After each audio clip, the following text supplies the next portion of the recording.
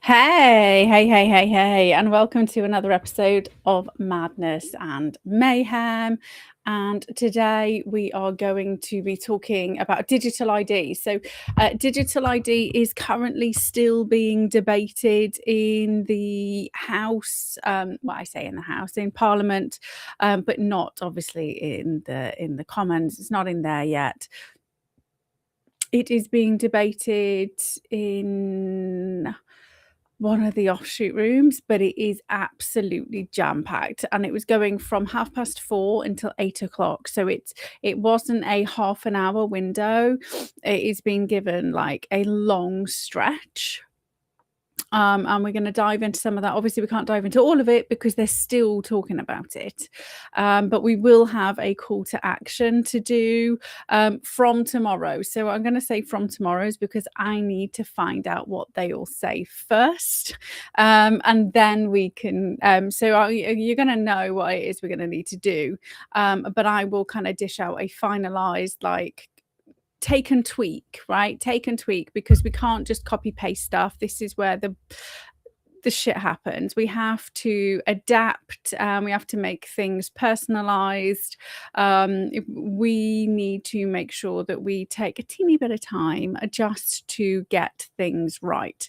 But I am very, very excited because we can get ahead of this properly. So we will go into that in a bit more. We're also going to talk about we must save the union, and I do not mean the EU, by the way. I'm genuinely talking about the United Kingdom. So I have got my constitution of the United Kingdom of Great Britain. So I read this years ago. I've got highlighted bits, but we're going to do this because I keep getting really pissed off by hey Pen, I keep getting pissed off by just so you know, it says that there's nobody here, so there we go. That's what it does all the time. So it says there's nobody watching, and then like I log off, and then there's like, oh, there was like 400 people today. I'm like, oh wow, that was nice to know in advance, thanks. Being hidden, Katie. Okay, so we're also going to go into the constitution. We're going to go into the UK and also the extras outside of the UK because it's really important. And actually, I've been wanting to kind of talk about this for a while. I keep getting I love the Americans in UK stuff on Instagram. There's a couple of people who I just absolutely adore, particularly the guy who ate a Terry's chocolate orange, eating it like an apple. Like, I watched him, and he even ended up on the radio being called out by a radio presenter.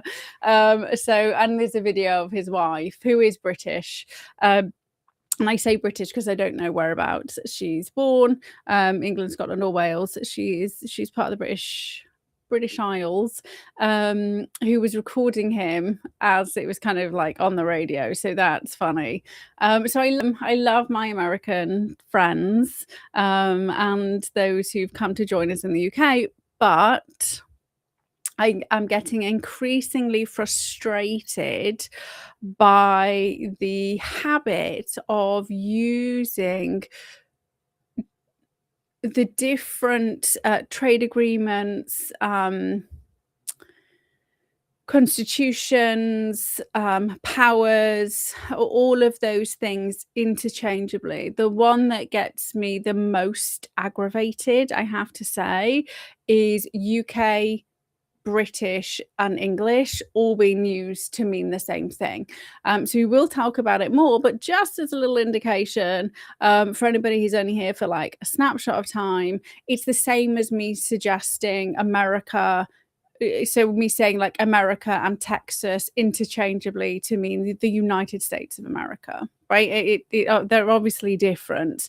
And it's the same as somebody saying, Great Britain and EU as the same thing. Like it really matters because we need to save it, right? So we have to know these things to save it. And it's important we save it. And again, we're going to go into that. And then finally, we're going to talk about a 90-second, what did I call that? I came up with a really snappy title and now I can't remember. 90-second relax trick, right? This is like so much fun. It's so powerful. And as it's December, I also have a glass of Christmas port. It's not specifically Christmas port, it's just port in a glass, a hand painted glass. I hand painted myself, by the way. These are like £2 from the cheapy shop. But I also have my Christmas glass identifier.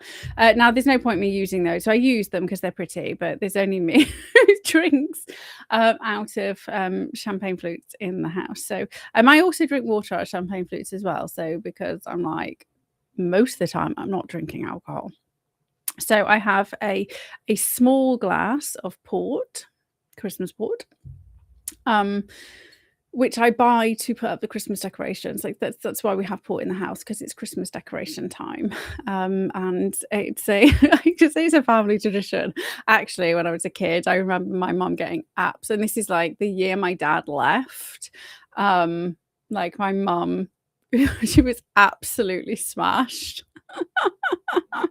doing the Christmas tree, drinking port with Christmas tunes on.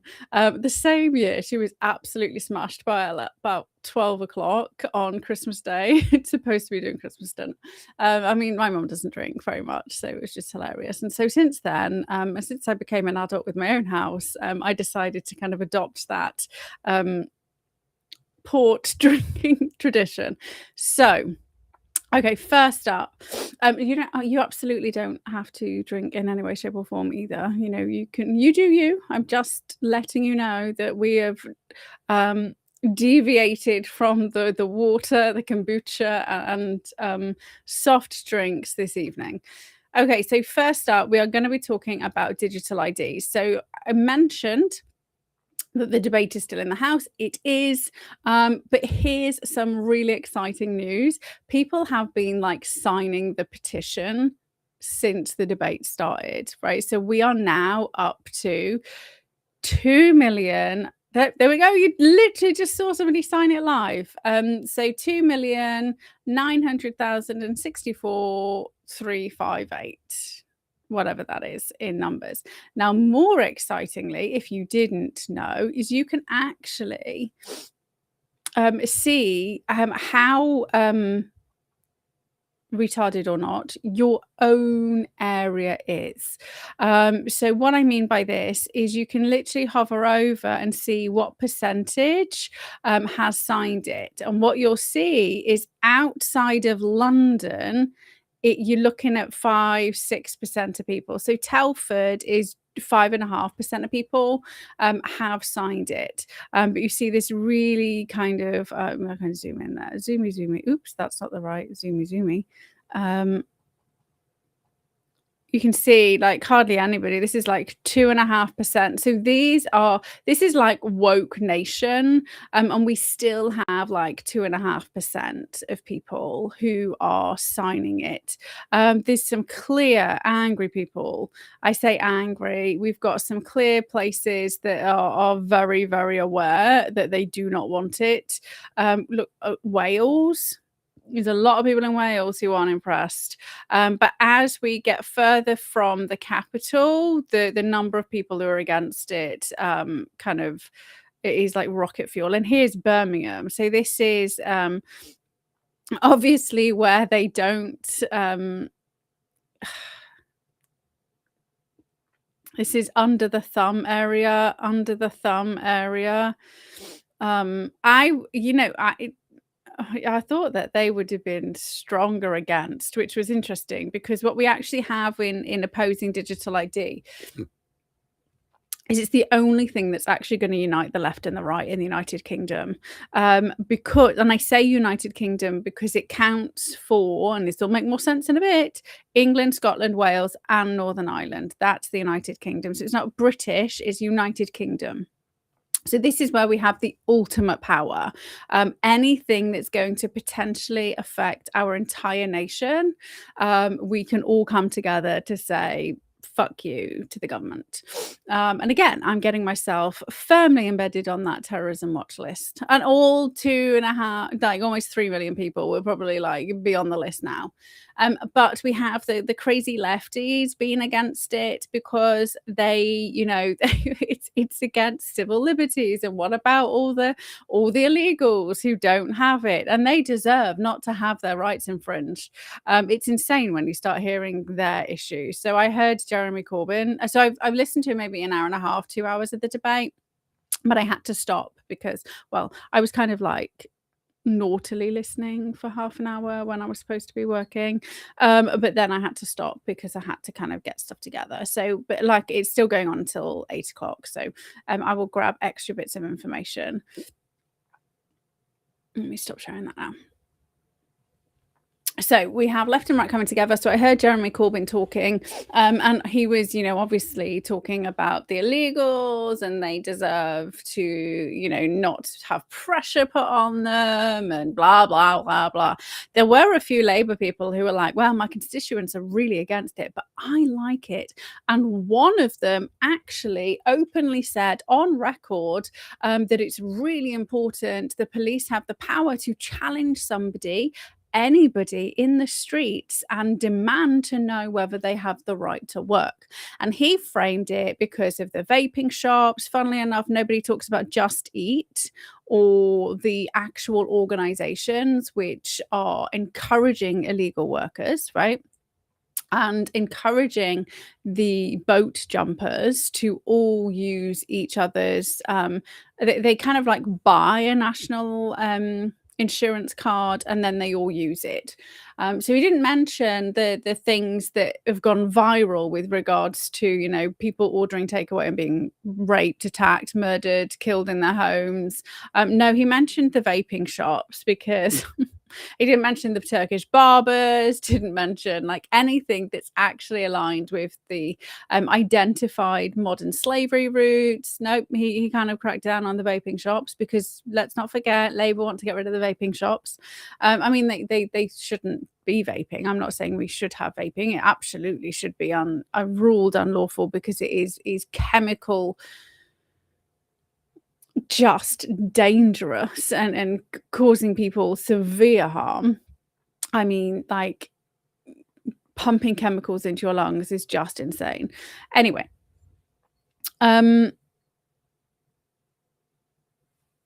he very openly said that he wants the police to be able to challenge people, and then very stupidly this guy he yielded. So there was one lady MP who kept like, people were trying to kind of dive in and she said, I will not yield. And she just carried on, like fucking bulldozed through. And I was like, dear love. And she was like against it. Right. And she was just like, no, no, I'm not yielding. You're not having any of my time. No, I'm saying what I'm saying.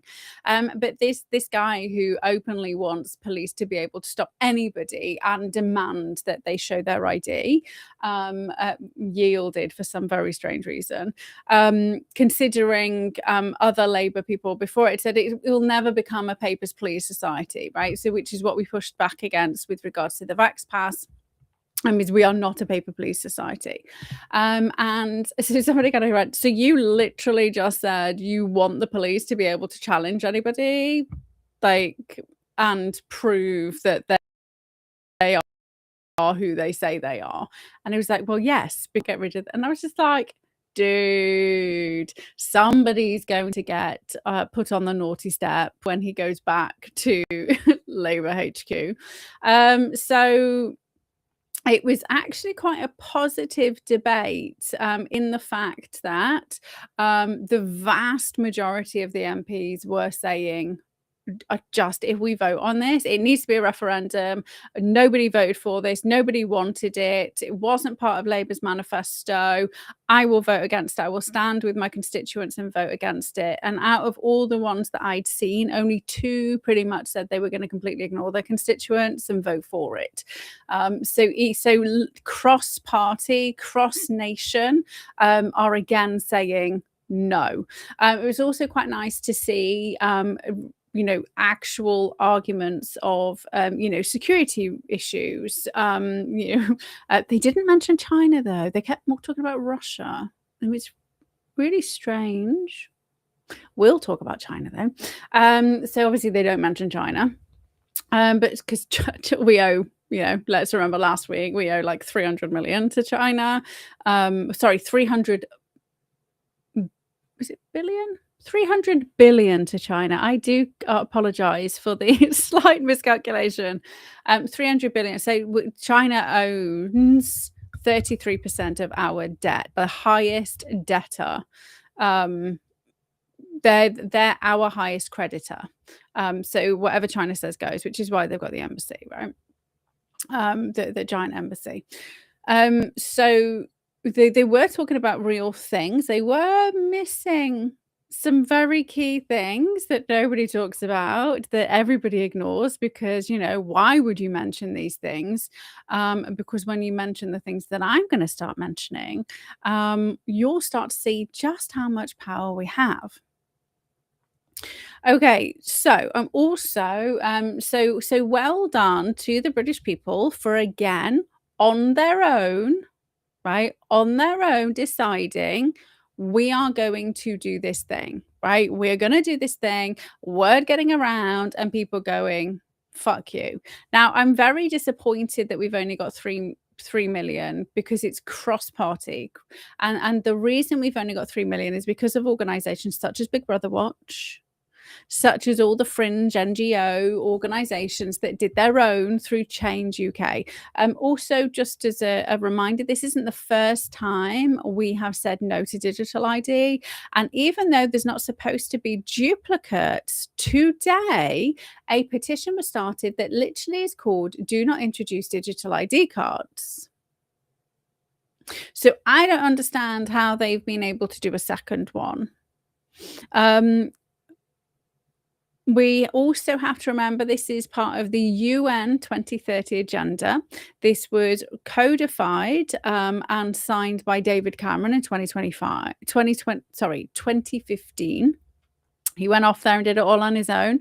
And it is already being rolled out and implemented. And the very first step to make this a thing happened in 2016. So people are kind of getting stressed about Tony Blair's BRIC card, but they've already been putting this in place, right? So we had Tony Blair trying to do it and everyone said no.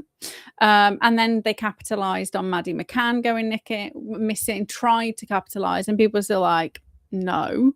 So it got completely kiboshed in 2010. They've come back around 15 years later, and it may again be the United Kingdom, the country UN's plans, right? So fucked with the cabal's plans.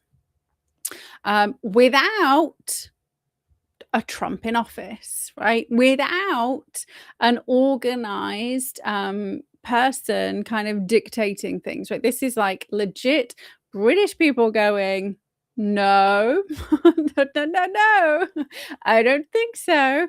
And social media has just made it easier, right? It's made it easier for us to kind of find those little rebel pockets, ragtag group coming together across the divide. So,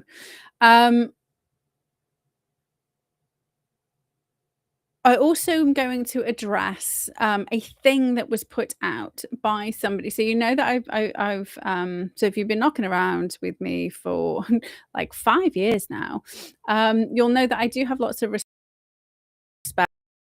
respect for Tor or Terpsichore. That's Maras. However, the thing she put out made me quite angry.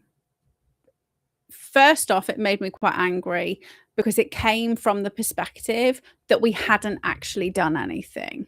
What I mean by this is it says our second, so you kind of gave a list of things that we should do. So list number one, first thing you need to do is you need to contact your MP, right? The second thing you need to do is start a petition. Bearing in mind, we already had a petition at 2.5, almost 3 million by the time this kind of note was dropped, right? So the people had already done the thing that matters. And I'll share why this thing is not helpful for people in the UK, despite so outside of the fact that we're already doing the thing that actually works better. So it assumed without checking that we haven't done anything.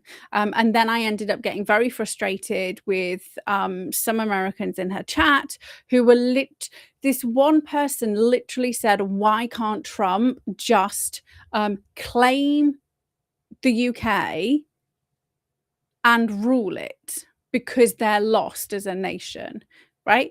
Because of this, and it was this specific thing that then led lots of different Americans to suggest that the UK is lost as a nation. The UK people aren't doing anything. They don't know what they're talking about. They need help. Trump needs to literally own the UK, right? That's it. The only way we're going to save ourselves is if Trump comes and owns the UK. And I tried to explain to this person, don't you understand how dangerous that, well, number one, I don't want to be American. Number two, don't you understand how dangerous that even suggesting that another country can literally go own a country just because they don't like what's going on there? Right? This is just the most ludicrous thing.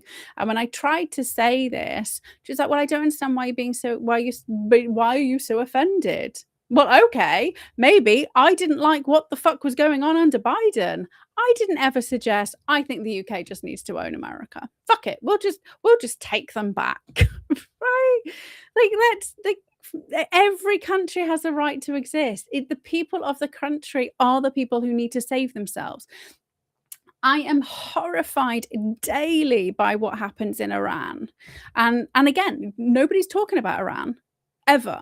Nobody's talking about the actual people in Iran who are being slaughtered and executed for standing up against the Iranian government, right? Women literally go out into the streets with morality police out there holding AK-47s, and they take their hijabs off, knowing that they could be beaten to death, shot, arrested, tortured, executed, all of those things. And nobody is talking about the actual heroes on the ground in different countries. And I don't know what's going on in every single country, but I've been following Iran because I ended up bumped into somebody on X, and we had a great conversation. And I followed her for this lady who's kind of like exiled at leading the charge from outside. So I see daily what's going on. Musicians are murdered. So what happens in China is going on in Iran kind of as well, right? Nobody talks about that. And so similarly, people are like, oh, we just need to take over Iran. No, we don't. We need to support the people because it's their country, their decision. If they liked it, right? If they like what's going on in their government, then who are we to say it's wrong? And this whole fucking I know best is why we're in this shithole. Because we have people at the top who've decided this is what needs to happen. Nobody has a right to tell another person what they should or shouldn't be doing. We have to respect state sovereignty, right? 100%. I do not agree with the UN. I do not agree with the EU. I do not agree with any of the things which literally takes away the rights of the people who are living in the country. And this is why I'm probably was very angry last week. I was like, are you kidding? But also, For those of you who've been here for 5 years, you will know when people say the UK, like people in England, they're just like, "No, no, no, no, no." We haven't done anything. Like, fuck. We were the only nation in the Western world that did not have mandatory vaccines, that did not have a mandatory vax pass. And we were the first nation to get vaccinated. And because we pushed back and went through the courts, we went through the consultation, we went through petitions, we did everything lawfully, we blocked it. And then other nations started to roll it back, right? Because of us. So when people turn around and say that we need America to save us, they can go fuck themselves. Like, stick something where the sun doesn't shine and go get back in your insulated little hole, because you are obviously not paying attention to what's going on in the UK. And yes, I'm well aware little white girls are being raped left, right, and centre for decades. I lived there. Like, I lived in Telford where it was fucking going on. I have been talking about it for decades. It doesn't mean people haven't been fighting back. And no, we didn't need Elon Musk's help either, because we'd already been fighting back. We'd already started pushing back. And FYI, the National Crime Agency was already in charge of fucking locking him up and rounding him up since 2019. So again, it wasn't even Elon Musk who got that started, right? So can we just pay attention to facts? Because it's really starting to piss me off that we are being degraded. And that is the worst thing people can do right now, is suggest that we need somebody else to help us, because that completely strips the British people and the people from the United Kingdom of the power to feel like they are doing things themselves, right? If you then turn around and say you haven't done anything, right? Let's start honoring the work of the individual families, the mum and the daughter and the mum who took the school to court and blocked mandatory masks in schools in 2020. How many masks did you have to wear in America? Home of the free? Whatever it is of the brave? Like, how many masks were you fucking wearing? Like fucking Fauci duck masks? Never happened in the UK. Blocked in 2020. We systematically dismantled the entire COVID narrative step by step, using actual lawful routes, people power, without help, right? We don't have a network of secret agents supporting us, right, at all. Right, we don't. We have to see what's going on in other places, and we have to fucking figure shit out for ourselves. Rant over.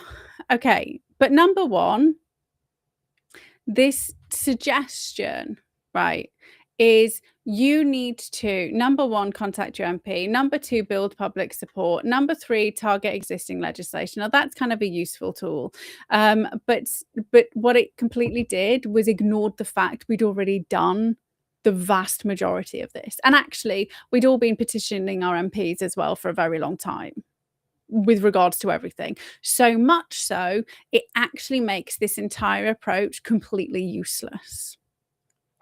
Because this approach was focused on starting with your MPs and getting your MPs involved.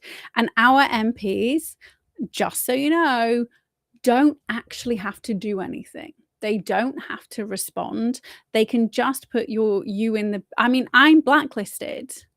My MP won't respond. They don't do surgeries anymore. They haven't done surgery since COVID. They do Q&As online and they cherry pick the questions, right? Like, this is outdated in its approach, because people got vocal. Lots of people got fucking vocal during COVID. And so they figured out ways to ignore people. Which is also, let's not forget, why all of the petitions that were in Parliament got completely deleted, because they do when the Parliament swaps over. So we had to start again in 2024 anyway. So we, the British people, did it the right way, right? We did the petition first. Then you put pressure on the MPs, but the MPs aren't the ones who are doing any saving. right? If we look back at COVID, the people who saved us was the Lords, and we can contact the Lords directly.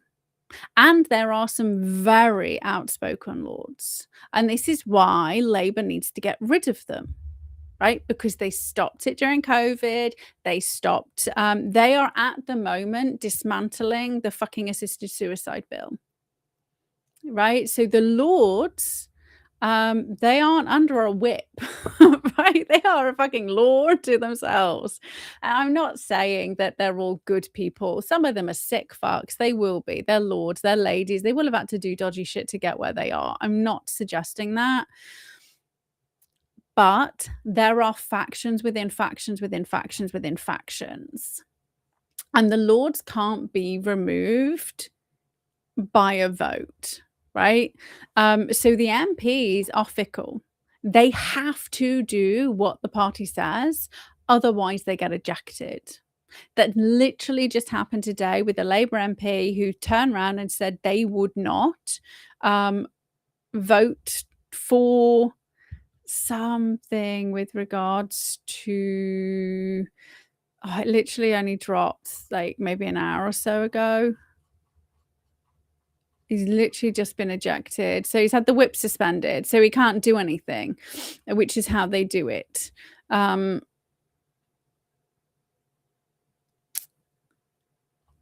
can't remember, but he's literally just been ejected. He said no. So the Labour Party are pushing something, and he said he voted against it, and they said, well, that's it.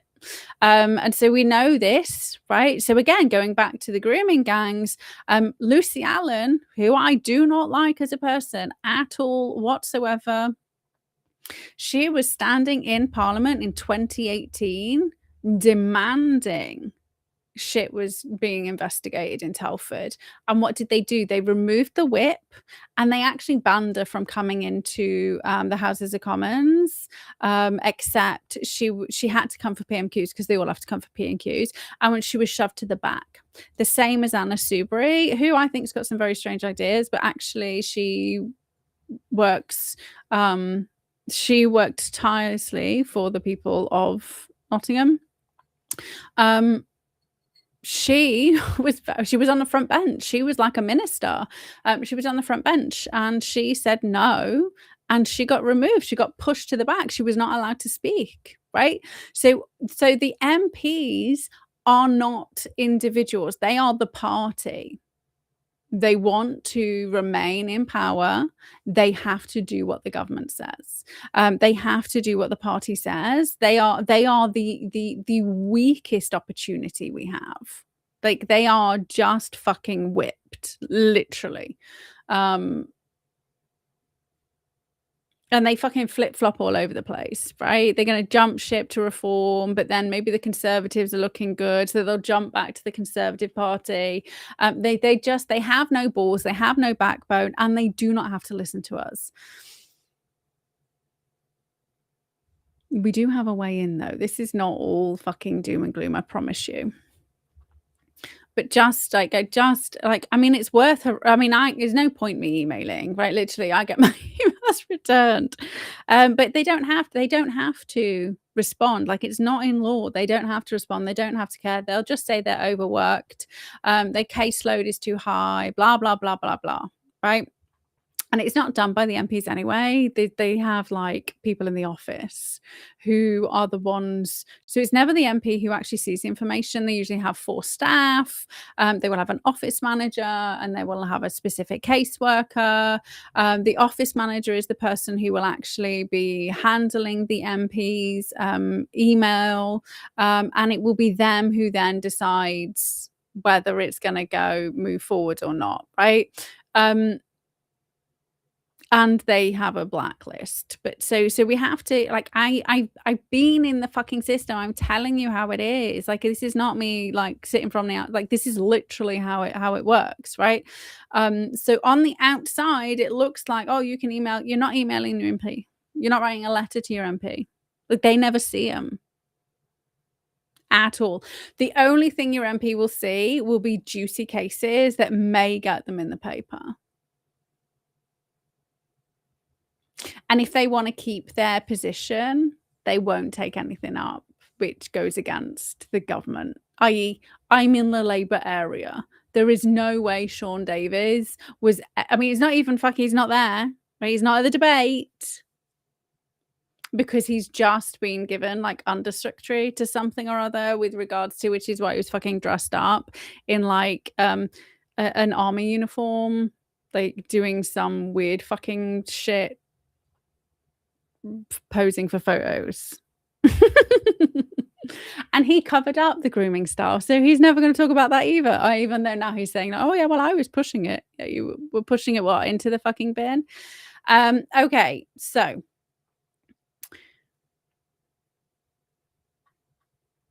what do we do?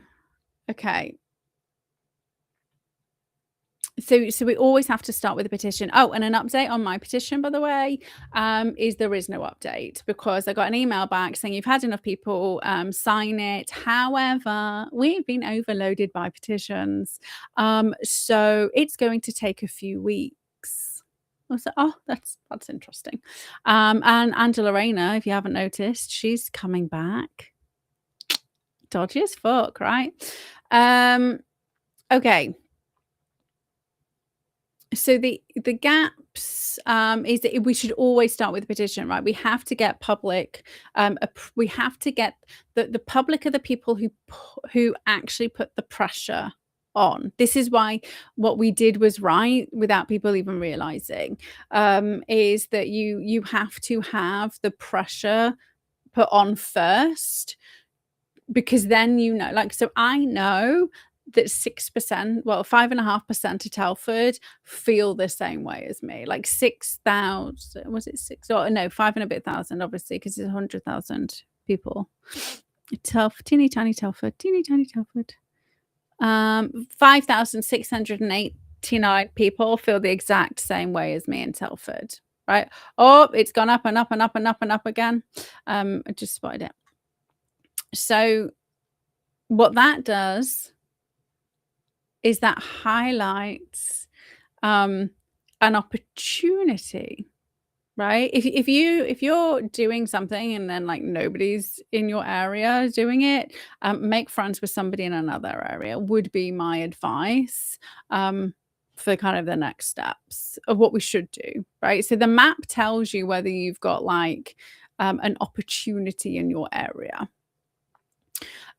So also we can get private members' bills put on the books by so it's not just so the communication that was passed down said that MPs are the only people who kind of like get something on the Commons. It's not true. The members, the Lords can, right? They can introduce something called a private members bill, and backbench MPs can put these in, but so can Lords. So we can completely bypass the House of Commons, right? Bearing in mind the House of Commons are the party.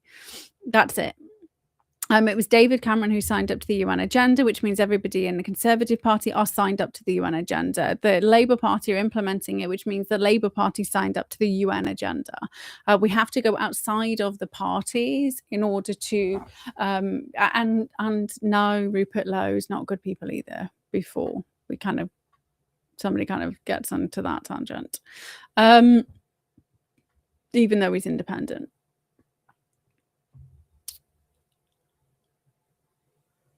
So public petitions are the things that then snowball into private members' bills. So this is why we did it right. We now have proof that this is something that's important, but we're not there yet. We do not want to kind of go to law. I mean, there's a few Lords who are already like kind of got our backs technically, but we do not want to go there yet. We want to do something else first. However, it's kind of a lottery. They get 20 spaces. Let me just double check. I think they get 20 opportunities to introduce a private members bill, and that's like backbench MPs plus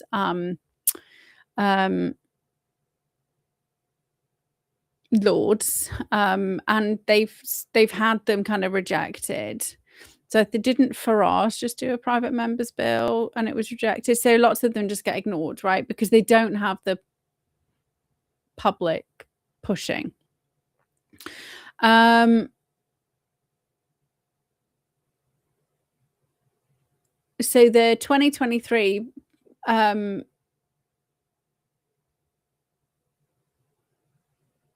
pet voter ID.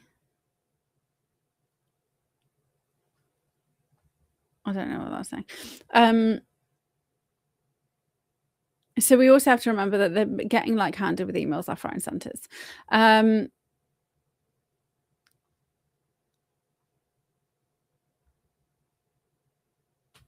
Okay, so we know that it's not we know that it's not at Parliament who are the ones dictating. We have to remember it's coming from the UN agenda, which means WEF money, WHO money, all of those institutions that I mentioned. Was it last week or the week before? Maybe it was the week before when we kind of dived into the network of the UN, right? They're the people who are in control. But we do still have the power. So 80% of all constitutions at the moment and the bills that are passed are skewed by big cooperation donors. So there was remember there was a police consultation a bit ago, and they had 12 respondents and none of them were from real people. They were from like organizations. We didn't even know it was happening, right? Because we took our eye off the ball. And the entire thing got passed because there were only 11 respondents to the entire consultation. Only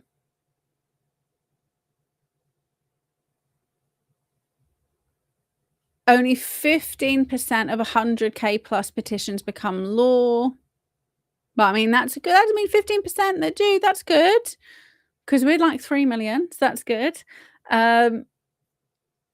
But they will say it's like Russia, right? So they say the 2019 Brexit thing was kind of Russian bots. The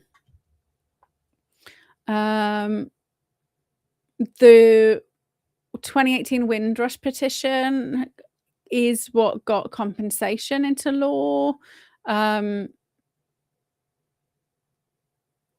So the anti-vax consultation and petition is what blocked the vaccine, right? So that's what led to the House of Lords saying, so November the 19th, they released that mandate via diktat, and then on the 27th of November, they released another one. So 2 different Lords and cross-party commission. So one was I'm pretty sure one was the human rights cross-party.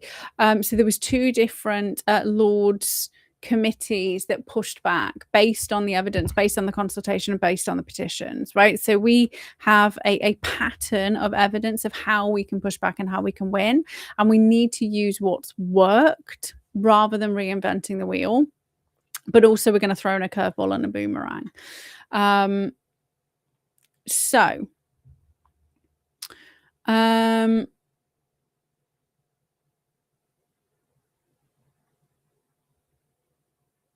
We have to remember that the right to petition is not something they can get rid of. It's in our Bill of Rights, 1689, section 1 to 2. So that protects petitions, and we can obviously petition the Crown as well if we need to. So it's not like they can get rid of the petitions, because I mean, it is written into law that they can undo anything a previous government's done. But I mean, there's no way they would be able. I mean, they could do it. I mean, they're fucking dictators, right? But they would struggle to justify the reason for removing that from the statute, right? So it's been on there since 1689.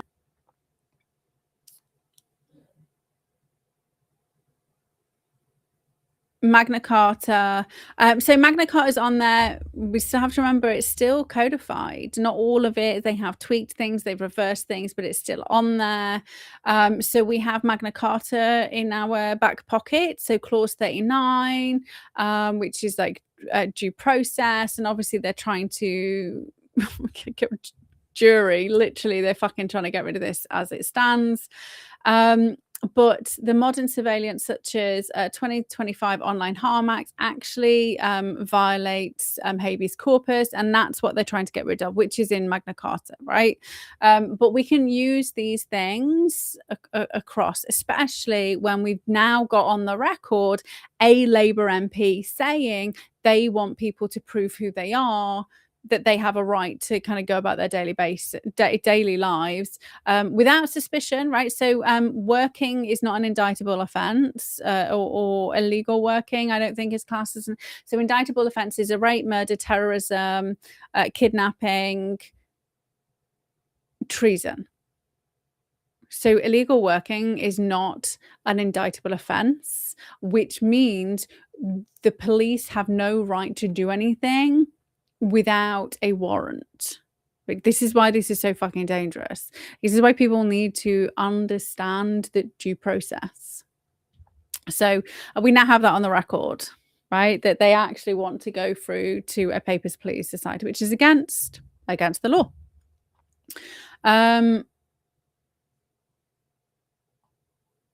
So we were able to use it. They used Clause 39 successfully in 2021 against quarantine rules, right? So we kind of, again, we've already pushed back, and we can use that as a springboard. So the Habeas Corpus Act of 1679, immediate court access against unlawful detention. So we have AI and censorship, and so we have China, where people are literally locked out of like life without being a criminal. Like, this is literally which is where we're going. So in 2023, they used this in the High Court, and again, we don't need an MP to go to court at all, and we don't need to pay for the case to go to court if we do it how I'm going to suggest in maybe 20 minutes or so. So we also have the statute of monopolies, 1624. So I asked Grok to find fringe and old laws and how we can use these if they start pushing back, right? So this is why you're like, hey, why the fuck are you bringing laws from the 60s, like 1600s, right? Because they're still on the books, they still count. We are an old country. Everybody forgets. And when a law is used in a recent case, i.e. these have all been used like 2021, 22, 23, 24, it's not like they're just going to kind of like remove it. They have been silently removing laws and changing things, but they can't get away with these ones. So we have these in current case law. So this is what makes them even more powerful. So statute on monopolies, this ends royal patent abuses and biases for IP reform. So big tech, monopoly busting, right? So we have Apple, not Apple. Well, we have Apple, but we also have Alphabet Inc. We have, I would say the UN would fall under this, and the WHO, the WEF. Like, this is an unelected organization dictating what's going on in the United Kingdom, which is directly against our Bill of Rights, by the way. Literally states here, I do declare that no foreign prince, person, prelate, state, or potentate hath or ought to have any jurisdiction, power, superiority, preeminence, or authority, ecclesiastical or spiritual, within this realm. That's part of our Bill of Rights. So I would say, like, straight away, the UN's unlawful in the United Kingdom. which is interesting, right? So you guys think I like haven't been I've been doing lots of stuff, and just you have to wait for the right time. I did learn that, and I'm grateful for Tori for that. So you kind of just sit and wait, start gathering your evidence, and then you can pounce. But you have to let them box themselves into a corner first. Petition of Right 1628. So the Crown can't tax or seize without consent public grievance tool, right? So ultimate, so used to force debate in any ignored petition, right? So if we are ignored, we can use it and potentially nullify any statute. So we still have, right, the backstop of the petition the Crown, right? So if I mean, they're getting rid of, they're already kind of putting William and Catherine up and kind of pulling down King Charles. And you can see that in the way that there's been subtle shift in reporting over the last couple of weeks or so. And let's not forget that, you know, Charles got like was it like a briefcase full of Qatari money? Qatari, are you funding Muslim Brotherhood? And everyone's like, oh, why is he talking about Israel? Because why is he talking about Islam? Well, oh, wait, because he literally had fucking Qatari money in a briefcase. And Tucker Carlson saying that, you know, Qatar funding stuff is like fringe ideas. Like he literally, Tucker Carlson's got loads of Qatari money behind him. So,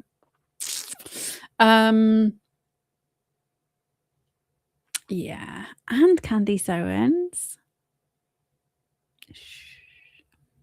Anyway, which is why they're anti-Israel, right? Oh, all the Jews did it. Okay, all right. Muslim Brotherhood funded CIA agent. Okay, I see where you're going there. They say follow the money, and then nobody follows the money.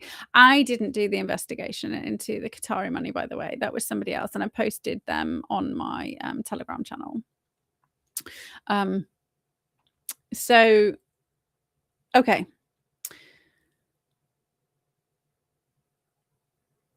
So we can't specifically introduce a private members bill, but MPs, lords, or ministers can table them.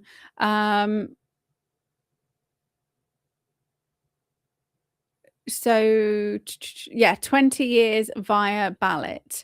They have 10 minutes to do the speech and or a simple presentation. So they got to kind of cram everything into 10 minutes, which is cool because we can shape it for them. So private individuals and or organizations can petition Parliament for a private member's bill if it affects specific rights or property, such as a bridge over land, etc., etc. So it starts with a public notice in the London Gazette, then a petition to a committee. There's only 1 or 2 a year, right, if we get it to a committee, but it's public initiated and it skips the MP sponsor. So then we can petition to a private member's bill. So this is this route that we're already on. So there are other routes we can take, right? So at the moment we're doing the petition to push MPs to act. So this is petition to private members bill through the Commons. So we can also lobby collectively backbench MPs and members of the Lords to do the other private bill, right? So this is so there's no legal binding on an MP to respond, but public pressure can force their hand. Go away.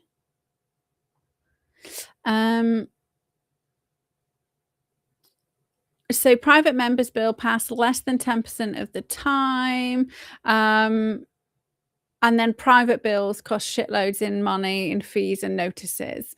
However, we could do a crowd, like there's almost 3 million people. If we only paid £1 each, that's 3 million quid, right? So that we would have access to cash, right, very quickly, if we were going to go this route. I'm not saying we're not going to. We could do, but I wouldn't do it as the next step. So here's what I suggest we do as our next step, and this is really sneaky. So we need to go to our local council, right? Stick with me. They have a lot of power that they don't use, and they don't use it because we don't force them to use it. Everybody automatically thinks of going to their MP, and your MP does shit all, right? So they will cherry pick things, as I mentioned, cherry pick things that might get them in the paper and might get them re-elected.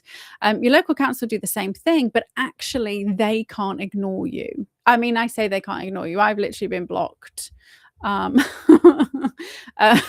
but I'm not the only person in Telford. So I can get somebody else to do the step for me. It's harder for them to block you, but they're also allowed to ignore you. But it's different, right? So it's easier to get your council to do it, so that they don't have to respond to you either. But it's very difficult for them to ignore you if you turn up to the council meeting, because by law they have to listen to so there's two ways your council has to listen to you.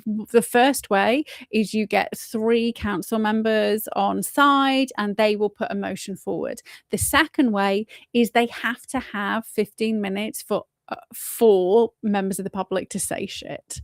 So they can't get rid of that time. And as when I was a parish councillor, they tried to skip it and all hell broke loose, right? And they tried to skip it because one of the ladies who wanted to say something was running late, like they owned a local shop, and they turned up like in 10 minutes. So we had like 15 minutes at the beginning, and then like the meeting started at 15:15, and they turned up at 10 minutes, and then the chair had said, right, we're starting a meeting, and she was like, oh no, you're not, law XYZ says you have to, and like, oh my god, it was fucking awesome.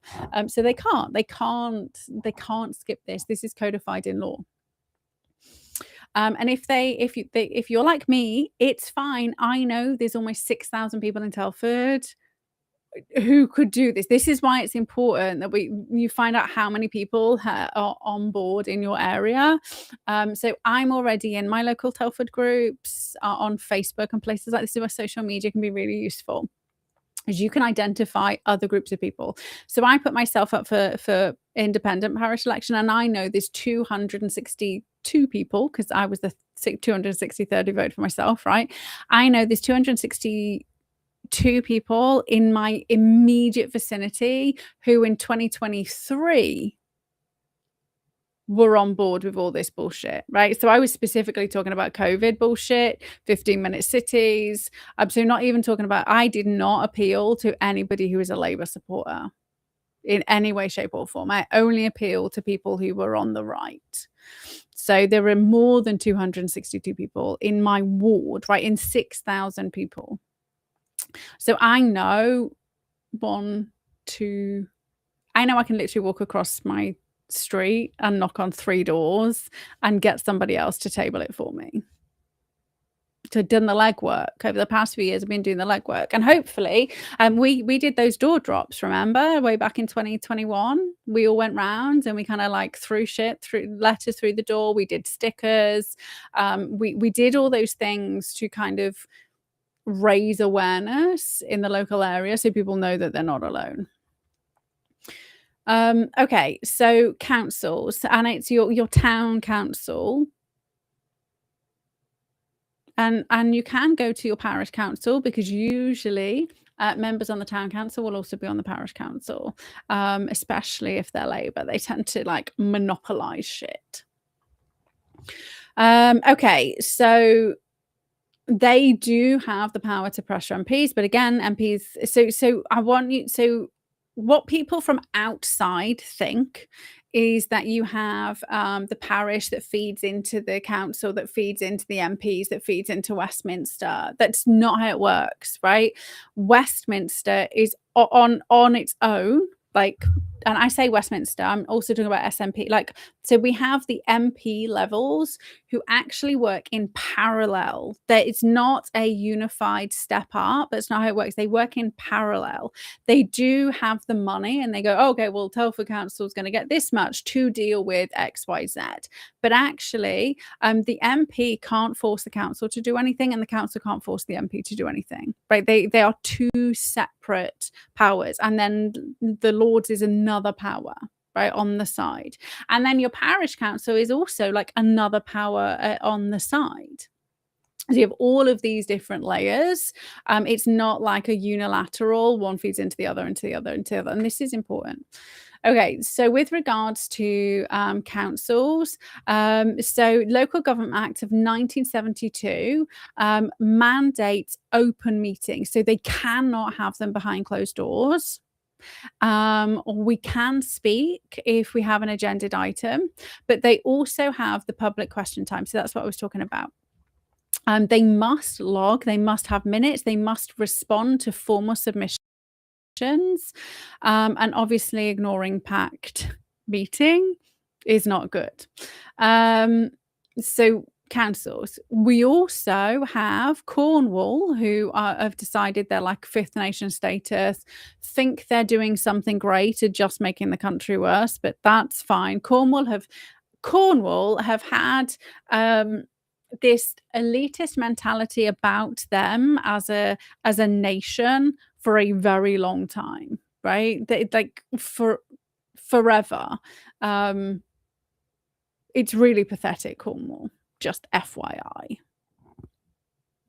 Let me just throw that out there. Anyway, however, they have formally rejected mandatory digital ID. Okay, so they passed a Conservative-led motion on the 25th at full council, stating it is a clear danger. So anytime we get anybody kind of stating things on the record, regardless of whether it's parish council, MPs, wherever it is in our lawful system, it's important because it's not a fringe idea. It's not a conspiracy theory. This is literally what some member of the government's saying as well.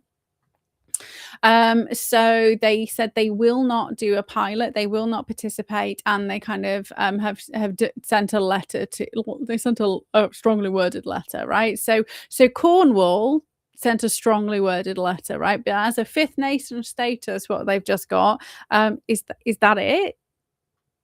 Seriously? Like, you can do better, Cornwall.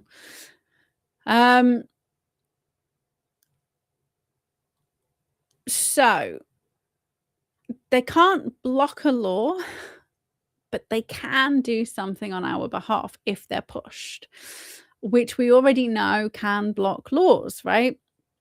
So just so a little update, by the way. So Northamptonshire, Bournemouth, Christchurch, and Poole and Wakefield have also now, as councils, said they will not introduce digital ID pilots. They will not take part. So they're doing non-compliance, right? So there are councils saying no for varying reasons. So we have councils saying no. So what we need to do is contact local councillors, and so there was literally I think it must have been a by-election a few weeks ago in Telford, and it was not advertised at all whatsoever. I didn't even know it was happening, and Oaken Gates's polling station shut at 8 o'clock. It didn't matter that Labour were trying to fucking rig the election in Telford because the Reform person still won. And they still won without anybody fucking knowing about it. And people who did know about it turned up to vote and they couldn't. And they still won, right? Because I didn't vote. I didn't know about it. Matt didn't know about it. He didn't vote. And they still won. So screw you, Labour. So I will go to my Reform fucking councillors as my first step. So if 3 councillors back it, it hits the agenda, but that's not necessarily the case. Is you can literally just ask for something to be submitted, which is what happened frequently during the parish council meetings. There didn't need to be a consensus of XYZ at all. So we have a 3 to 5 minute issue speaking slot.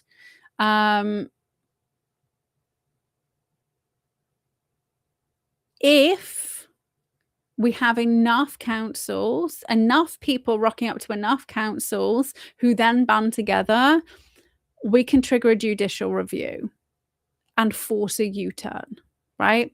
And we don't have to technically pay for it. Like, the councils will be the ones that are paying for it. And this is something that has been done very recently, as in councils stepping up and pushing back lawfully in the courts. We just had is it Epping Council over the hotels, right? So again, it's not an old thing. It's something that's been used recently. So we have precedents. We can say, look, they did it for this. This is fucking worse. And remember, this is like crosses the divide. It's a digital ID. We've got left and right and fucking ultra left and ultra right, fucking all talking about the same shit. There are other ways we can do it as well. So let's just throw this out there just so you know. So the poll tax, they rioted. We're not going to riot, but we can do non-compliance. We can just say no, right? Because we are governed by consent. And so we just don't consent. And that's what we did very well during COVID. And some of us did it better than others. Right? Some felt the pressure. Now, bearing in mind, the lefties are fucking insane, but they're very good at not consenting. Very good at not consenting. Two extremes, right? They are quite happy to, because they're all fucking champagne socialists. Mummies and daddies can bail them out, right? But there's a lot more people together against digital ID. Perhaps that will then give people the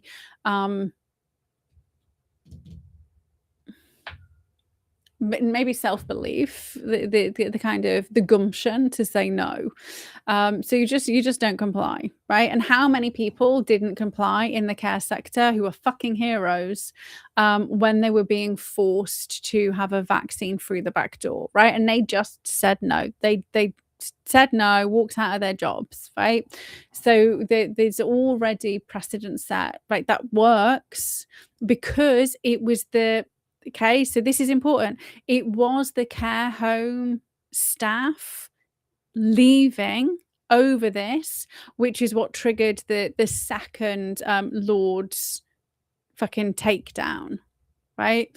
And so if you were here real time back then, we were talking about it back then, and the narrative was shaped that it was the 100,000 doctors and nurses who didn't want it mandated, who stopped it in January. It was already stopped, but it was actually already stopped in June because of the consultation, and then it was like completely kiboshed by the 19th of November, and then fucking like dug deep underground by the 27th of November. So it was never going to happen in January. And I kept telling everybody, they were like, oh my God, it's going to happen. It's going to, like, that's what all the influencers are saying, right? Because they were getting money. Do you not remember all the fucking fake lawsuits they were all signing and they were going to get money for it? This is after it had already been blocked. But non-compliance works. It was the care home staff who put the final nail in the coffin by saying no. So all of the fucking directors need to stand up. Won't be submitting mine. I will be doing mine by paper because it's not mandatory, and I'll just do it by paper. But fuck it. They can't force me to do it that way.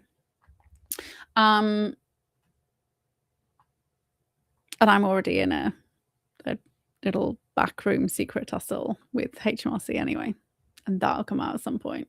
I'm just waiting for them to arrest me. They haven't yet. It's been quite a few years. Testing their patience. Anyway, okay, so that's a different story, but I'm already way ahead of the game of refusing to submit to the one login. I would say 1, 2, 3, 4 years ahead.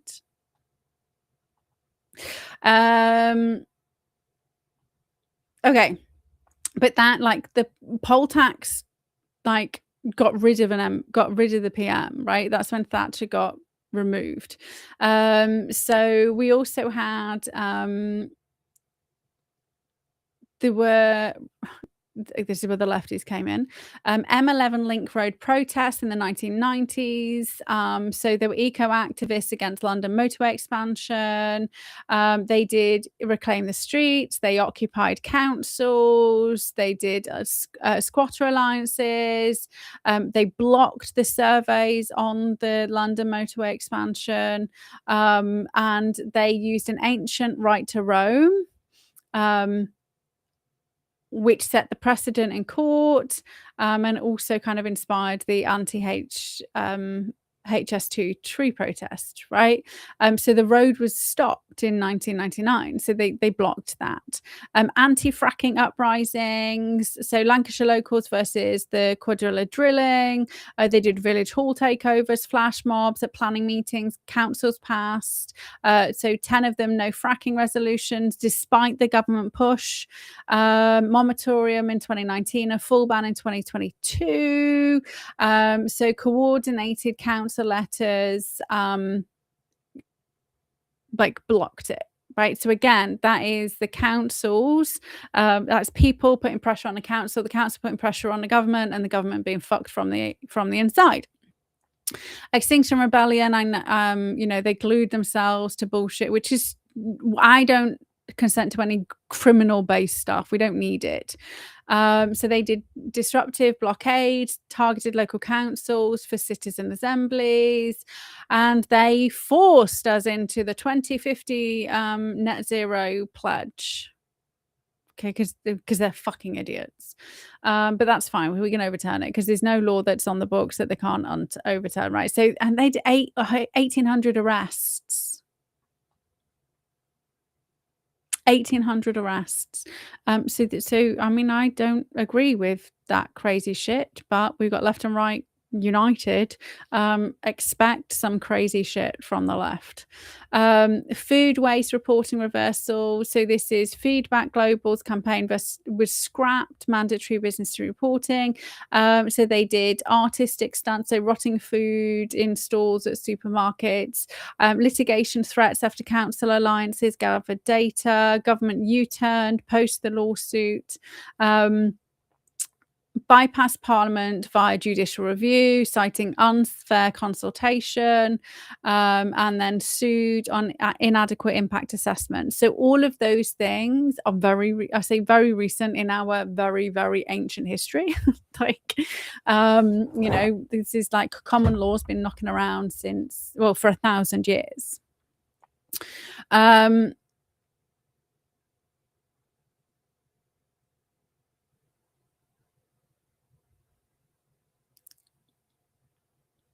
So we need 50 councils by spring, right? So we do have consultation opening up in January, but we need to get ahead of it.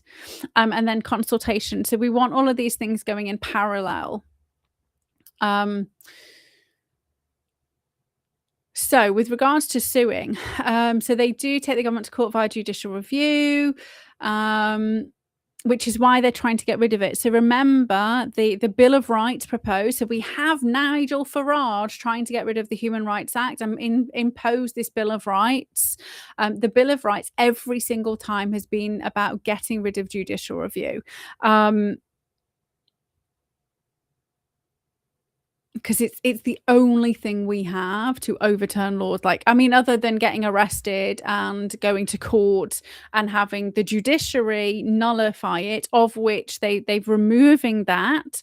Lammy's got rid of that option, so they are fucking hemming us into a corner every single step of the way. Okay, so it's speedy. So private members' bills and bills, they're like 18 months to 2 years. Judicial review can happen in like 3 to 6 months. It is like the fastest option we've got. And if we can start petitioning the council, I mean, obviously they'll be shutting down for Christmas, but if we can start getting motions in the council, if we can get it before Christmas, I think I've missed the boat on Telford's, because I think you have to have it done 2 weeks in advance, because they always make everything harder, right? But that's okay. I can try and get it on for January. We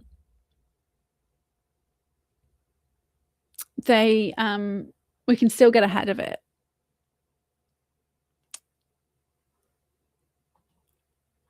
So we can also do a High Court challenge, claiming a central government decision is unlawful, irrational, or procedurally flawed.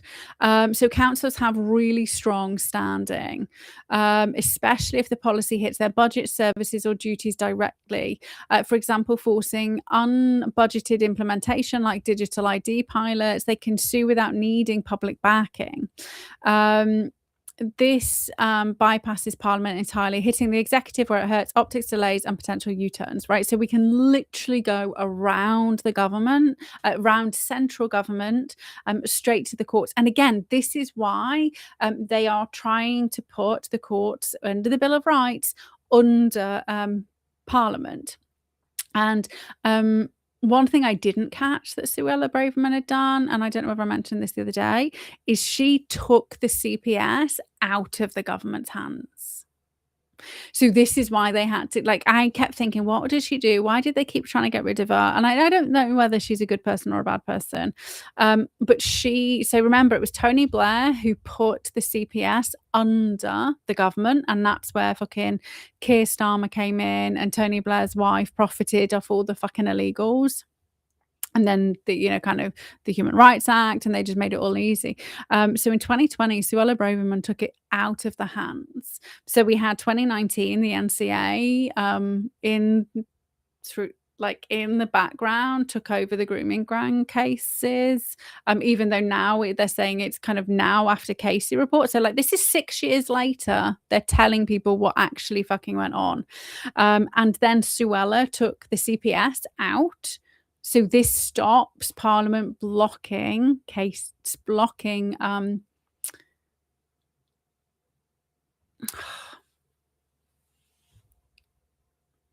it is cases, isn't it? Blocking, things going to court, right? Which is why we've seen like an uptake in MPs getting done in the law. Right, so all this has been happening in the background, people. I miss Suella Braverman, but I've been watching the NCA since the beginning. Okay, so council needs to pass a motion, gathering evidence, cost projections, legal opinions, and we can help them with this, right? We need to go with a fucking dossier, because we can do FOIA requests as well to find shit out, and then we go to the council with a fucking dossier. Right? We need facts, figures, implementation staff. They can file it straight away in the High Court. 50% go through. Funnily enough, dropped to 12% in 2024. But they can roll out an injunction within 4 days. Right, because we were going to use the injunction route to block the vaccine mandates, because we were the victims of the psychological under the Human Rights Act with regards to torture, psychological abuse. We were the victims, and we were going to use an injunction, right? So we were going to use the legislation which protected domestic violence victims, turn it on its head. And remember that all of this got stolen from me. Got stolen. So councils can use the same injunction process, right? As it takes days. So we can literally quash it so they have to, you can get an injunction and they can't do anything, and they have to come to court to prove their case, right? You can force them to it. So Courts cost 20k to 100k, council funded, pro bono, like, I mean, Good Law Project. So the Good Law Project, who I do not like, do not agree with, they're a lefty organisation. I will have to find out whether they're already doing something with this, and we have to be careful. This is why we've got to go parallel, because as soon as an organisation such as Good Law Project get involved, they're bad people. Like, they are funded and fucking allegedly raping the children as well, right? And part of the gang. So losers pay, winners cost, brutal, fine, £1 each is 3 million quid. So there's a cap on public interest cases, 34% win rate when you've got local plus central government. But councils claim spiked 38% amid funding squeezes. That's fine. We can fund it. And if we fund it, we have the say. Look how quickly people put money up with regards to the grooming stuff, right? So this is not a letter that the councils are sending. We're sending a letter. Fucking, who is he? Fucking Mark Sexton, who got hundreds of thousands of pounds from people. Let's not forget, he got hundreds of thousands of pounds, people. He's now circulating another video. Me and XYZ have sent a strongly worded letter. Okay. Good for you. I can send a strongly worded letter. That isn't going to do anything. Stop these fucking letters. Hold their feet to the fire. Okay, so we need to get emotion tabled. We need to find our mates. So if you're not on Facebook, you might want to join it, or find a local person you know who's on Facebook. There's also Nextdoor. I'm on Nextdoor. You can also just do a leaflet drop. And you can just like get a burner phone with a pay-as-you-go SIM card. You can drop that number on the leaflet drop, and you can just tell people, text me if you're happy to be a signatory, or if you're happy to kind of come with me on XYZ, right? Could you imagine if all 6,000 people rocked up to Telford's council meeting? They'd shit themselves. I think they'd shit themselves if they saw me anyway.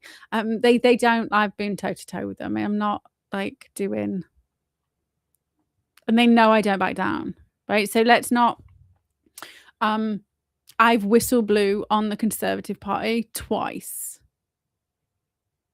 so I'm not. The people who are saying they're doing shit aren't doing shit and have never done shit. Like, I went toe to toe with the Conservative Party on my own, right? With no backing.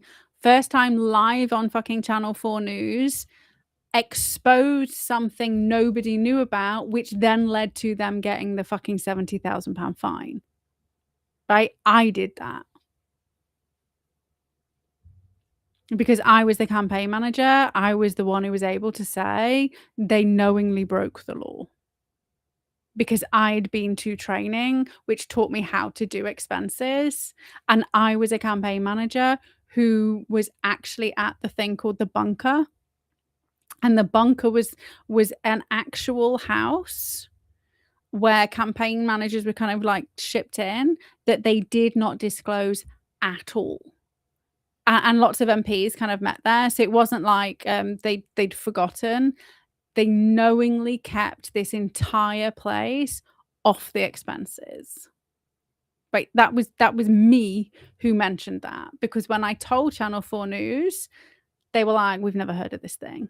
And they'd already spoken to everybody else. Like, I was, and they only contact. So this is why I know the fucking Labour Party in Telford. I mean, other than I know lots of different ways. Channel 4 News got in touch with me because Lucy Allen won. And Labour had told them that I had fiddled the election expenses, and I was paying people to do the job, and I hadn't declared it. What does that actually mean? Is Labour tried to get me sent to prison for breaking the election rules as the campaign manager. That's what they tried to do. They also fucking blocked my business from getting any fucking local contracts. So that was the first time my business went under. Right? So when I say that I do not give a shit, and they've tried this shit before over and over and over again, I just do not care at all. Okay? Like, fuck it, I don't care. So I'm telling you, like, and I did all this shit on my own without knowing there were other people out there who would have kind of maybe had my back. The second time, I got fucking dragged into it. It wasn't even me who started it. And I still was the person who hit all the fucking papers because I was a more credible whistleblower than the person who was actually blowing the whistle, which was sad, but true, right? So I ended up being the person who was like the face of this, even though I was just supporting the other person, right? So I've done it, and when I'm telling you, they fucking blocked me from everything, accessing everything. They have done, right? I can't even see the fucking council Facebook page. Or X's fucking Facebook pages. My emails get returned. Like, what's that? Like, do you get that? Have you ever had that email that you get back saying email address not recognized, or you've been blocked because you've been identified as a security risk, or like it just anyway.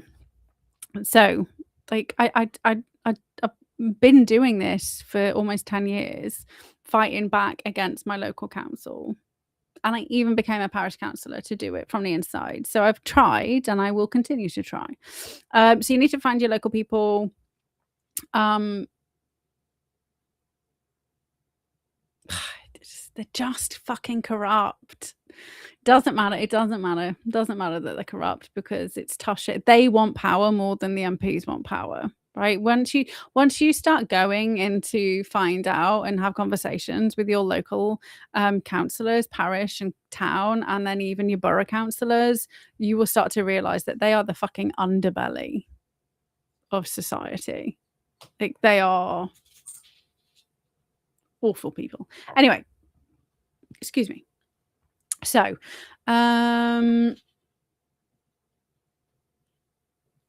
so councils need to kind of the councils can argue it's an unfunded mandate. It was not on Labour's manifesto. So it violates Section 1 of the Localism Act 2811. It breaches data protection, GDPR, and UK Data Protection Act 2018, the Human Rights Act, but that's doing the consultation in January. But we can follow the asylum hotel as the blueprint, and they used it as an unlawful burden on local services. I also recommend you find out how many people in your specific area don't have smartphones, maybe struggle to use technology, are going to be left out in the cold because of this move. They're talking about it being access to services, the most vulnerable in society, the people who are going to really struggle to access anything. So here's what happened with regards to the judicial reviews with regards to asylum. So Kent Council versus the Home Secretary with hotels for unaccompanied minors. They sued. So Kent in November 2023 sued the Home Office's systematic use of hotels for 1,000 child asylum seekers, claiming irrational and unlawful, and said it breached the Children Act 1989 duties. The High Court ruled in Kent's favour, saying that the Home Secretary had acted irrationally, ordered the kids out of hotels and obviously into houses. So Epping Forest, that's the most recent one, in August 2025. They won urgent High Court block on Bell Hotel, urging change of use without planning permission. So planning laws came into it. We have to think laterally, you have to kind of think outside. So fringe laws and legislation. This is what I was saying the other day. Like, we need somebody who's just like in love with. We need like an autistic person who's obsessed with like legislation. Like, that's what we need. because especially one who's got, like, a photographic memory. 'Cause, like, that's what we need. Forget train spotting. If you know if you've got autistic kids, like, just funnel them to legislate.gov.uk, because they will be obsessed and you will not be able to kind of they're black and I say there, and I'm using lots of kind of, generic, like, overgeneralizing when I say, obsessive and, but just like, you won't be able to, it's black and white, um, very linear thinking, that if you try and come at it for a very strange way, they'll be like, "That's just not the law, though." So that'll be I mean, that's what we need, and we need them in the courts with us. Um, okay, so Epping Forest interim injunction halted the intake, forced the Home Office to relocate 200,000+ seekers. It's ongoing judicial review, but that's because it's only August. Started with the council motion, petitions from the residents. 20 plus councils did try something similar. 80% failed, but that's okay because there was 20 plus, so one of them managed to get through, right? So 8 councils versus the Home Office with regards to Syrian refugee funding. So in 2015, Liverpool, Manchester, etc., sued for 100 million in unreimbursed costs from Governor's Vulnerable Persons Resettlement Scheme. They won the judicial review on procedural unfairness. Government settled out of court, back paying millions, expediting funding formula. We will not settle out of court, right? We have to stand strong. We're not in it for the money. We're in it for the protection. Public demos at town halls kicked it off. Fringe leaked emails showed deliberate underfunding to deter refugees. Hidden austerity led to 2020's asylum costs. Councils versus DLUHC, and this is the SEND funding cut. So Slough, Birmingham, Surrey sued over unlawful delays in special needs funding allocations, claiming irrational discriminatory using the Equality Act. High Court granted permissions to 5 cases, forced 2.6 billion emergency pot in the 2024 budget. So born from council bankruptcy, so the Section 1114 notices, coordinated suits, and so we could argue digital IDs are SEN unfriendly. And so that's what we're saying. We need to find out who it's going to disproportionately harm, and then we look at the legislation around that. And I know lots about the SEN legislation because that's where I started my independent practice career, because that was my developmental psychology was the key. So that's why I know lots, and I did so I know lots about autism and ADHD. That was my 2 years internship. So Friends of the Earth and Client Earth with council support versus the government on air quality plans. So 2018 to 2021, London Transport backed NGOs ruled the government's diesel plans were unlawful. Obviously, not all of these are going in the way that we want, but it still works, right? Supreme Court ordered clean air zones by 2021, and we are non-compliant in that, and they're cutting down the just because they do a shit one, we could always reverse it.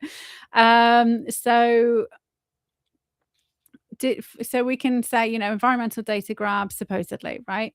So this is I'm just walking you through where we ended up. Apologies that you are kind of coming around the houses with me, because every time I ask a question and read through things, I have other random ideas. So using kind of Cornwall as the backbench. So talking about non-compliance, right? Non-compliance is fine. Something that still nobody talks about, which drives me absolutely batshit crazy, is conscientious objection, right? So non-compliance is one thing, but we can get ahead, and everybody needs to do this in your first instance. You need to codify your conscientious objection to the digital ID, right? You need to get this written down. And just to reiterate, conscientious objection has got nothing to do with World War I and II, right? That came almost 10 years after it was on the statute. And if you try and hunt for this information, you will not find it, right? It is being eradicated because it's so fucking important. So it became codified in UK law thanks to the smallpox vaccine. And we go back to how the United Kingdom actually fucked it up for everywhere else. It was because of the conscientious objection law in the United Kingdom that was then adopted by other nations. They also pushed back against the smallpox vaccine mandates, right? So it came onto England and Wales in 2007, and then it was adopted in Scotland in 2009. It is still on our law books. It's still there. And it is not tied to anything. It is just tied to it's tied to whatever you conscientiously object to. So it must be an absolute belief, and your belief must be grounded in real life fears. And we're going to get into some real life fears, which makes it non-political, but an actual belief. And maybe we can use this against Islam, but I that's literally just popped into my head. So okay, so this is where it comes from, because you need to be able to push back when people think about the lie. But this is me telling Grok, well, what about? I know about this law, right? This is not Grok's not coming up with this stuff, which is why when I tell you to use AI, you have to use it, but you have to read the books as well. You have to do your own digging. You have to go, okay, this is interesting. I'm going to go do my own research. And then you come back and then you push Grok to find shit. And Grok is the best with regards to research and digging, with finding real stuff and not making shit up. But he does still hallucinate and does still make shit up. So okay, so basically in 1898, the Vaccination Act, first conscientious objection clause, parents could swear, and I did an entire video on this. Anyway, but could swear a statutory declaration before the magistrate that the vaccine would harm the child, and that enabled them to dodge the fines and jail. They were being put in jail for this. So it was Leicester's 1980s boycott riots. Again, they used riots, 90% non-compliance, which actually weakened enforcement. A 1907 Act refined it, swapped certificate for simple declaration, no medical proof needed, valid for 5 years, exempt if conscientious belief. So back then it was just about vaccines, but the actual conscientious objection isn't just for law, which isn't just for vaccines, which is why they were able to use it successfully during the world wars, right? It was an actual humanitarian belief that they did not agree with killing in any way, shape, or form. And they still went to prison for it, right? Well, they were kind of like ignored and bullied and harassed by society. So 200,000 people were claiming it yearly by 1910. And then, like I said, Scotland was 1909. So post World War II, it's embedded in NHS welfare acts for medical refusals. The European Court of Human Rights actually embedded it in Article 9 with regards to thoughts and conscience. So it's in the Human Rights Act as a kind of so the conscientious objection leads into the Human Rights Act. The Human Rights Act, Article, I don't know if it's also 9, maybe it's 8, that's not codified. So there's certain laws that they cannot break, and we'll talk about them in a second. And then other ones that they can go, well, national security. Conscientious objection, like you probably still go to prison. I'm not gonna lie. At least we get fed, right? We get fed. But so the National Anti-Vaccination League, which is what it was called back then, they managed to complete, Well, that was people said no. That was mum stood up, and actually mums refused to take their children to be lesioned, because that's what they used to do. They used to give the kids smallpox, then they used to give them cowpox, then they used to wait until they developed the lesions, then they used to splice the lesions, and then they used to use that as they would extract the pus by fucking like slicing them open, and then they would inject that into the other children. That's how they replicated and created the cowpox shit that went into the smallpox vaccine. And all of those kids with all of those, oh my God, look what happens when they get smallpox. The images that you see were actually the children who had cowpox, who were given it and were then like lesioned, and then kind of like, you know how like people used to do like chicken pox parties? It's that whole concept. So parents, mums were refusing to take their children to the doctor because they did not want their child injected and then subjected to the horrific shit that happened afterwards.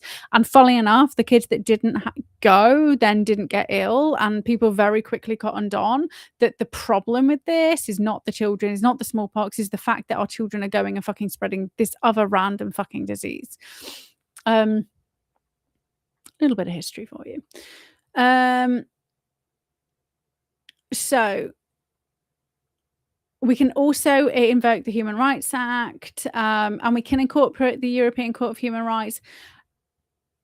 We have to be careful, right? If you use the European Court of Human Rights acts in anything you do, what that does is it weakens the Human Rights Act. If you don't use it, you can't go to Europe. But if you do use it, it supersedes the Human Rights Act. So I argue not to use it. The reason why I argue not to use it is because I don't think the European Court of Human Rights actually doesn't stand above our courts. Right? This is the fallacy. This is the psyop. So if you use the European Court of Human Rights, then what you're doing is you're setting yourself up for going over the heads of, like, it just, you don't have the same inside the UK access to courts, and you are feeding into the psyop that the ECHR is above. It's not. We don't need Europe, the European Court of Human Rights. So court protects sincerely held beliefs. So we've got a 2019 forced a case on gender views, right? Frame digital ID as coerced data, fact harms privacy, conscience. So religious fears of Mark the Beast, if that's what you believe. Statutory declaration. I conscientiously believe mandatory digital ID prejudices my data, integrity, and liberty. Like, that's all you need to kind of put somewhere. That's it. If you've got a solicitor, you need to kind of like find a solicitor and file it, put it on file somewhere. Okay, now see, this is where my brain is useful. What's really interesting is the government is saying over and over it's to stop the illegals from working, right? And we already have laws in place to stop that. So they're pitching it's the right to work checks on migrants, but they're also making it optional for the migrants. But here's the thing. They backed themselves into a fucking corner. So Article 5 of the Human Rights Act is the right to liberty and security, except if you've been convicted of a crime. Right? So I have a right to not have digital ID because I've not been convicted of a crime. The migrants, the illegals, have committed a crime because they've shown up here without a passport. So they can't fucking work anyway. And they're the only ones who, by laws that we have, should be having the digital IDs, right? So if the government wants it to stop illegal working, then they need to make sure they're convicting these people of a crime, and therefore then they're the ones who get the ID, but I don't, because I have a right to liberty because I'm not a criminal. Bearing in mind, Article 5 is one that they can say, well, national security, which is what they're doing, right? But but it being forced on us to catch illegals is discriminatory under Article 14 of the Human Rights Act as well. It's also optional for the migrants. So it's just they're just idiots. So we can also so mass declarations, which with regards to conscientious objection, we file locally and no cost. We can do civil disobedience. We can have ID-free zones at councils, and that was set in 1890s again. And so I kind of read through those cases of where the lefties have used like like sit-ins and stuff like that.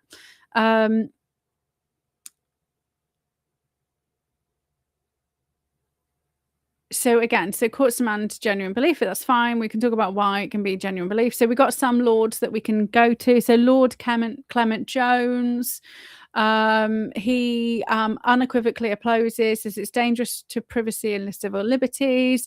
He's pushed for voluntary only. He's sponsored 3 data bills. So he's kind of sponsored stuff in the past. Baroness Kirkton, kids' rights, slams ideas, exclusion bomb for vulnerable. 2024 Lords report on digital exclusion cited her. Co-chairs APPG on AI, can leverage for the youth and the send probably. Others potentially. Viscount Colville is a Liberal Democrat on human rights breaches. Bishop of Leeds is spiritual in Lords, is like conscience and ethics.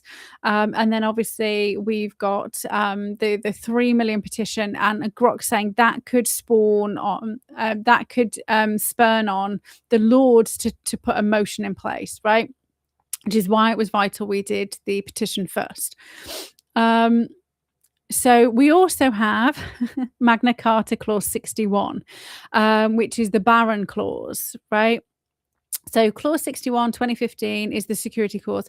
It's the rebel clause that if the Crown breaches its duties, 25 barons enforce via distress, seize lands and assets until remedied. And it explicitly invites free men, which is ours, to join. It was annulled in 2016. However, it was in one of the papers in the 80s, and I can see it where it was put. It ended up being enhanced somehow. Somebody got trapped on record stating that it still exists, right? So this is why people started kind of like going to the barons against COVID. It could be revived as well, like officially, but actually it's still kind of on there.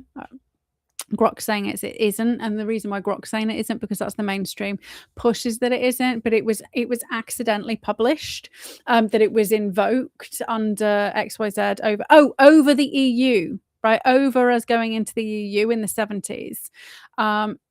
They invoked it. So it was done recently, which means it can't not be on the books anymore. So that's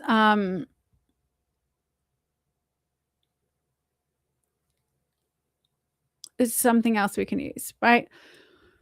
So in order to do the conscientious objection, we need to have actual tangible harms, and hopefully the debate will have like extra things maybe we didn't think of. So we've spoken about a lot of these issues already. Remember, I did talk about I did my consultation with regards to the digital ID, which has been done in the background since 2019. That's the one we all signed, and then 3 weeks later, Starmer came out with his Vax Pass Brit card. So in there, I mentioned certain stuff and I kind of shared that. But basically, we've got Vax passes, so access to barriers, and we've got precedents set with EU, France, Italy. They kind of locked people out of accessing food. They blocked people from dining, gyms, events, work. They were getting fined for non-compliance. They couldn't travel. which is why we need to stay out of the EU. So we've got China's, and we can use them as an example. So their 2020 system, they get a big red cross. They get locked out of everything. That China's homeless population is spiking. They actually show you who is a bad citizen on a map. It literally shows you who you shouldn't be talking to. Do you remember they tried to do that with the COVID pass by saying who's pinged in your area, stay away from these people. So they were trialing that shit as well. China, you can't access money, you can't do anything. Like, anybody could just flip that over. India, we know that Starmer is using India as their kind of what they're copying, because he went over and he came back and said, oh, it was amazing. And he did not mention the fact that it had a huge fucking leak. So 2018, 2019, 2020, biometric and health data was put on the dark web. In 2022, the COVID portal was hacked, and 85% of India's 1.3 population had all of their data rocked up on the dark web. So we are definitely not using India, but that is what Keir Starmer is alluding to, and we have him saying this on the record, right? So this is why you need to kind of let them talk shit first before you start hitting back, right? If you do it too early, we already seen that with one of the consultations. They literally changed their mind and redid the consultation. Poor people, elderly people have been denied food and pensions. Muslims have been targeted, and we can use that. China Uyghur Muslims have been targeted. The Falun Gong people have been targeted, and then they've been organ harvested. So we've got an example of what can happen in a bad, if you've got a bad actor in government. So this isn't like French. This is literally happening right now in other parts of the world that have this in place. We also have the UK is the leakiest fucking government when it comes to holding citizens' data. The ICO, that's the Information Commissioner's Office, has reprimanded the Electoral Commission, which is under the government. It's not independent. It used to be independent. They pulled it back in. We need to get it back independent. With their lapses, with the China hack, 40 million voters, names, addresses were stolen. The National National Crime Cybercrime Unit, the NCSC, and MI5 have got sanctions on parts of China. We've also got fucking 20 Labour MPs. How is this not in the news, right? 20 Labour MPs have been snared in a fucking China plot, taking dodgy bribes. Remember the one Russian bribed MP who's in prison for 10 years, but the 20 Labour MPs that have been snared by China, that's just what was reported on PolitiFact on fucking Twitter, which X, whatever you want to call it, and then radio silence. Grok even told me it wasn't real, and I went, oh, excuse me, fucking is. Here's the report of it being real. So that tells you just how much it's not being talked about, right? China is the biggest fucking threat to society because they own our debt. 33% of our debt is owned by China. We have China is classified as a daily threat by MI5. Again, this isn't like fringe. This is legit shit.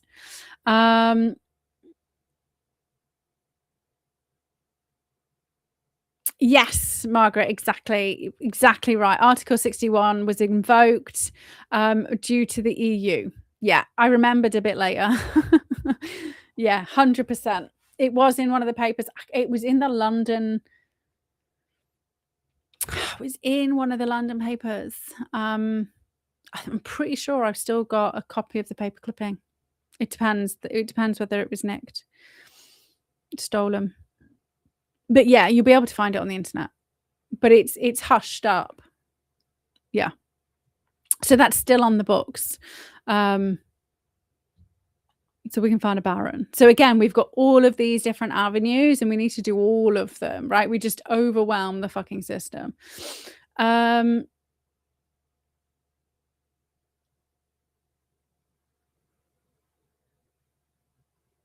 Oh yeah, this is him saying that 20 is not true. And I say, fucking is. Let me show you. So we also have like biometric hacks. Remember 23andMe? China stole that. That's digital data. What they want is they want like a photo, but they also want iris, fingerprints. They want to tie it into the NHS, which is your blood, which is your actual genetic information. We also have to remember that the government, so they were stating in the other, I was watching the other, it's not a debate, it was the Commons Committee, who, you know, the actual civil servant representative was saying, well, it's not like we're going to stick it in a cloud, we're going to have it on a government hosted server. There are no such things as government hosted servers. The gov.uk is under Amazon Web Servers. This was done in 2021. MI5 said, don't fucking do this. Why did they say don't do this? Because Amazon Web Servers also host China stuff, which means CCP, the Chinese Communist Party, must have access. That's codified in their law, which means the Chinese Communist Party already has access to all of the government servers, which is why they fucking take stuff all the time, right? We literally have a blood shortage in the UK because of a hack that went through the back door to one of the hospitals, or they had to fucking get rid of all the blood, right? That was China. China is hacking the system. Like they keep saying it's hacking the system. China literally has the back door through the Amazon Web Servers. They do not need any sophisticated staff. They own 30% of the government's, of the country's debt. They own the World Health Organization, right? We have to remember all of these little things that we've been seeing going on for the last 5 years, and we have to bring it all in.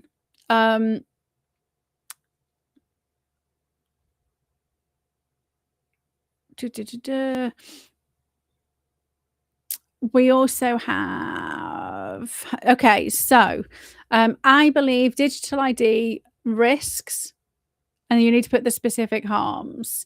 So China, data breaches, blah, blah, blah, blah, injurious to my liberty under, we're going to get some Human Rights Act, HRA 1998.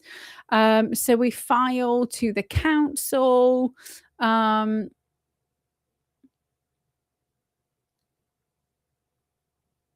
And we can, so we've got all of those different, so whenever we approach a lord or a baron or whoever we're approaching, we must do our due diligence and our research. We must not do blanket like just batshit crazy shit, like everybody signing the same thing. It must appeal to them specifically.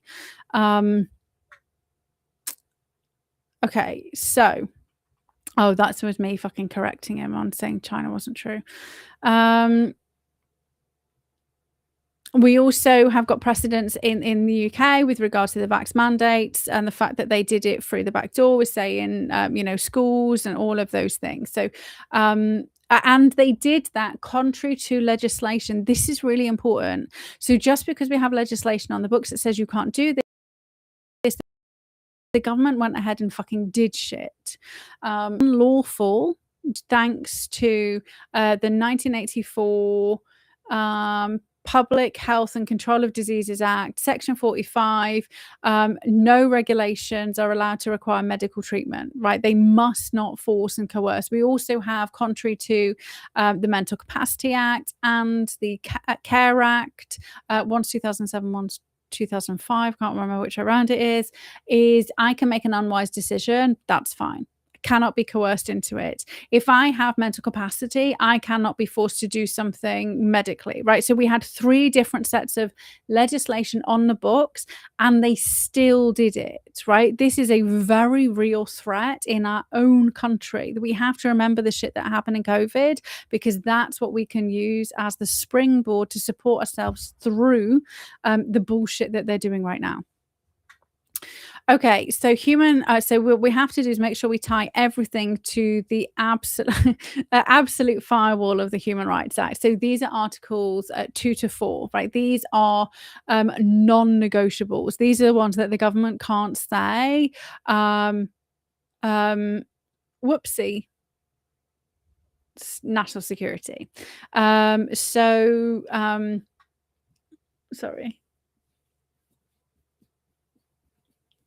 So 5 and 8. So 5 is liberty, 8 is privacy. They are like you can opt out of those ones. So sorry, my nose has got really itchy. Maybe it's telling me I need some Christmas port. Look at it. See, I'm really good. I've only drunk a teeny tiny bit. I've been ranting too much. Okay, Article 2, right to life. Protected by law, no intentional deprivation. I mean, we have law, self-defense, right? Non-derogable. They have a positive duty to safeguard via precautions, right? So tying to vax, etc., etc., etc., the stuff that I've just mentioned. We have so the vaccine dismissals risk indirect deaths, so poverty-driven suicide. So we could use that with regards to no access to services, increasing without IDs could increase suicide. So we have to make sure we kind of get all this information, and then we can use it. So 23andMe, so breach data enables targeted harm, so bioweapons, CCTP-based assassinations, and we have, was it Yuri, the fucking puppet, talking about how they can do bioweapons, they can hack people's DNA. So we have somebody talking at a WEF forum about how they can do this again. So it's not about us going, I believe. It's like, this person said this can actually happen. It's already happening. So digital ID biometrics on Amazon Web Server. Again, China's the biggest threat per MI5. So we are taking the information from our very own security services and saying MI5 says they are a fucking daily threat, and they already stole data from 23andMe. They already have the capacity to create bioweapons. Like, this is just fucking stupid. So mandate forcibly endangers life by exclusionary breach. A Section 45 override provides government's recklessness, failure to protect, and the Lord's motion. So Article 2 bars biometric handover, right? Potentially. Article 3 prohibition of torture, inhumane, degrading treatment. Absolute ban on torture, plus minimum severity thresholds for degrading acts, for example, humiliation or distress, and again, no emergency carve. But they did stretch it with the terrorism being like held for detention for 28 days, right? So they stretched it, but they were not allowed to do it like forever. So job losses, degrading, 40% sacked carers, right, who reported severe anxiety.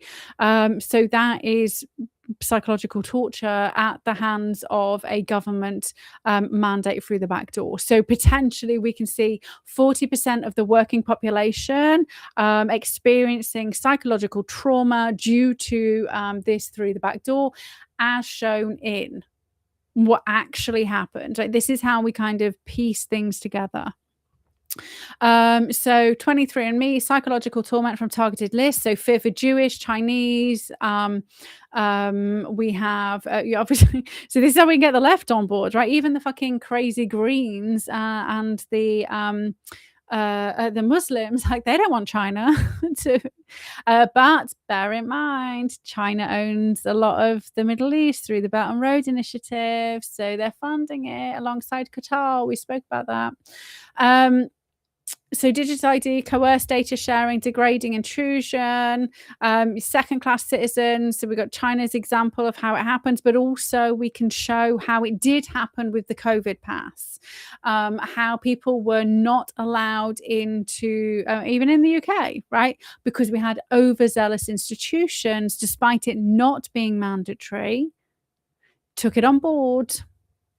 Like, so we can say like overzealous institutions or institutions that do not understand the difference between guidance and law. How many people were not like didn't have operations because the overzealous nurses and doctors said you had to be vaccinated? I know that they tried that with me, and I told them to go fuck themselves in the politest possible terms, because I went and got the laws first. And I said, if you deny me, I will sue you. A reminder, I had 2 operations during COVID. One was during a lockdown. So in 2021, December 2021. I didn't wear a mask, was never vaccinated. Still did it. Right? So you just have to put your big boy pants on. That's it. Okay, so lateral so belief in harm from past like gates. Article 3 injury, council motions, no pilots, breaches, residents, staff dignity, and we can kind of invoke Magna Carta clause 39, right? No arbitrary distress. Right, that's where it kind of stems from. So the reason why we want to go real back in time is we can show this is long embedded into the Constitution, the unwritten Constitution, but we do have a Constitution. We also have like a written Bill of Rights, but it's our common law common to England. This has literally been on the books for almost 800 years, that we cannot be brought to undue distress at the behest of the Crown, and now extended to Parliament, lords and ladies, right? And MPs, because they stole power from once they stole power during the Bill of Rights. I've been through that before, but still what they said when they stole the power and became sovereign, so that's when Parliament became sovereign. So it used to be that the king or queen represented the people who had sovereign power. Then they beheaded, and executed and stole, and then Parliament became sovereign. So when everybody says Parliament's not sovereign, they stole it.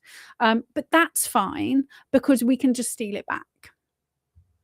And we haven't been written out yet. Not yet. And then Article 4, prohibition of slavery and forced labour. So no slavery or servitude, no forced or compulsory labour. It can have emergency exceptions, i.e., they can ask everybody to fucking chip in and do shit. But it's not it's not a policy whim, and it is still an absolute. Right. So the compulsory jab, we had examples, in fact, was it a condition of labour. So 23andMe as an example, our data is unpaid genetic labour, but I never even considered that. So what can they do with my blood? Unauthorized access to my blood and the genetic information is they can do research on it, research to which I have never consented, using my biometrics and my data. Like, it's working and I'm not getting compensated. My DNA is now a slave. Like, this is how fucking like off the charts we need to go. So the more I kind of pushed, but what about this? I mean, I wouldn't have even considered that, right? So digital ID with mandatory biometrics is forced data servitude,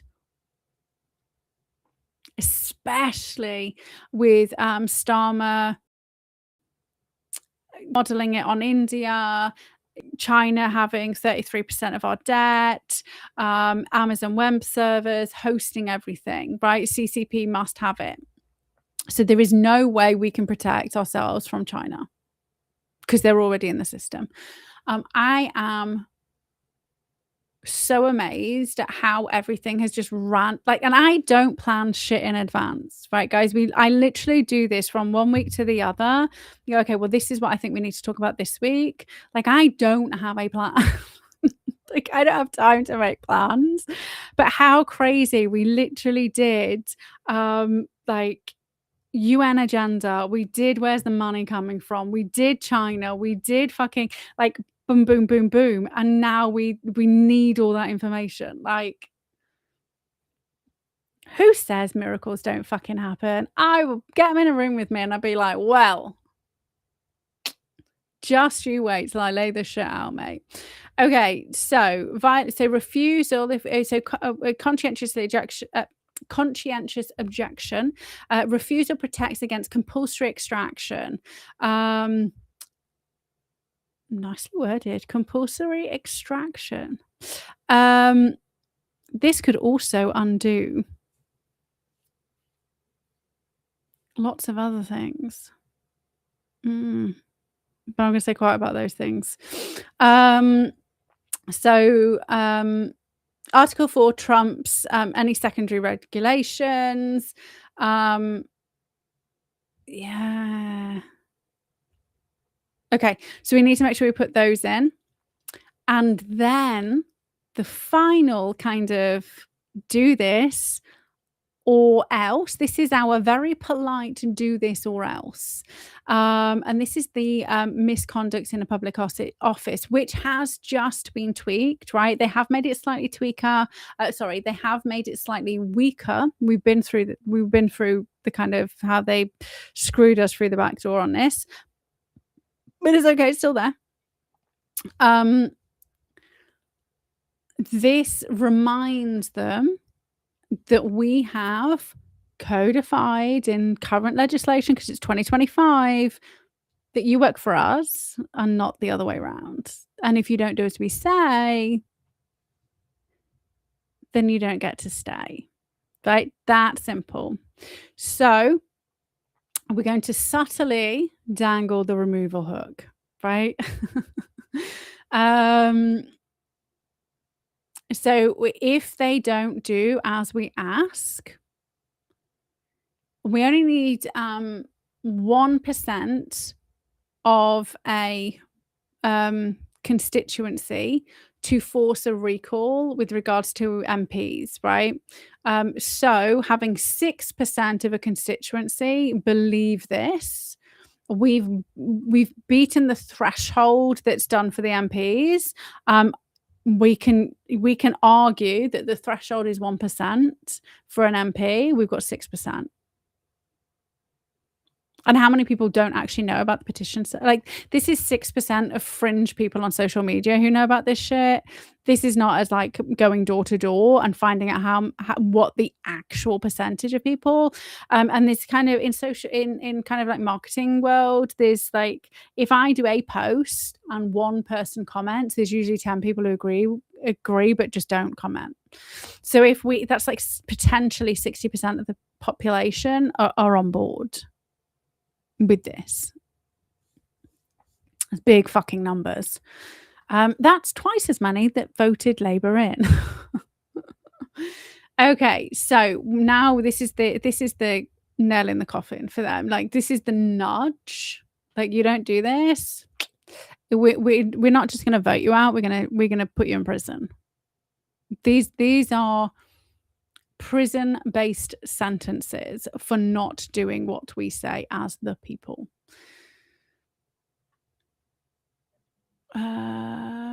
Okay, so just to remind you, the September bill, which passed on the 3rd of November, we have 2 offences: seriously improper acts, using office for undue benefit, or misleading the public. I mean, don't we have Rachel Reeves misleading the public? Well, I mean, they sacked the guy from the OBR who said she did, and then they They sacked him. Well, he stepped down. Because this is why they have the blackmail. But this is why the Epstein, Jimmy Savile blackmail is important, because you step out of line, you're removed, and now the new person in charge has said she didn't mislead. So just you wait. Anyway, so seriously improper act, undue benefit, misleading the public, or breach of duty to prevent death or serious injury, right? So serious injury, 40% of people developing psychological problems because they lost jobs, reckless omission or causing harm, right? So this is where we go. FYI, we believe, this is why we have to lay it out. This is what we believe. It's dangerous because of XYZ. This is precedent here. And if you don't do it, then we've got you by the fucking short and curlies, because you can go to prison based on everything I've just laid out. And this new nice law that took away all the ambiguity, right? So this is MPs and ministers. So this is like another line, but also this is like anybody. This is misconduct in a public office was anybody employed by the state. They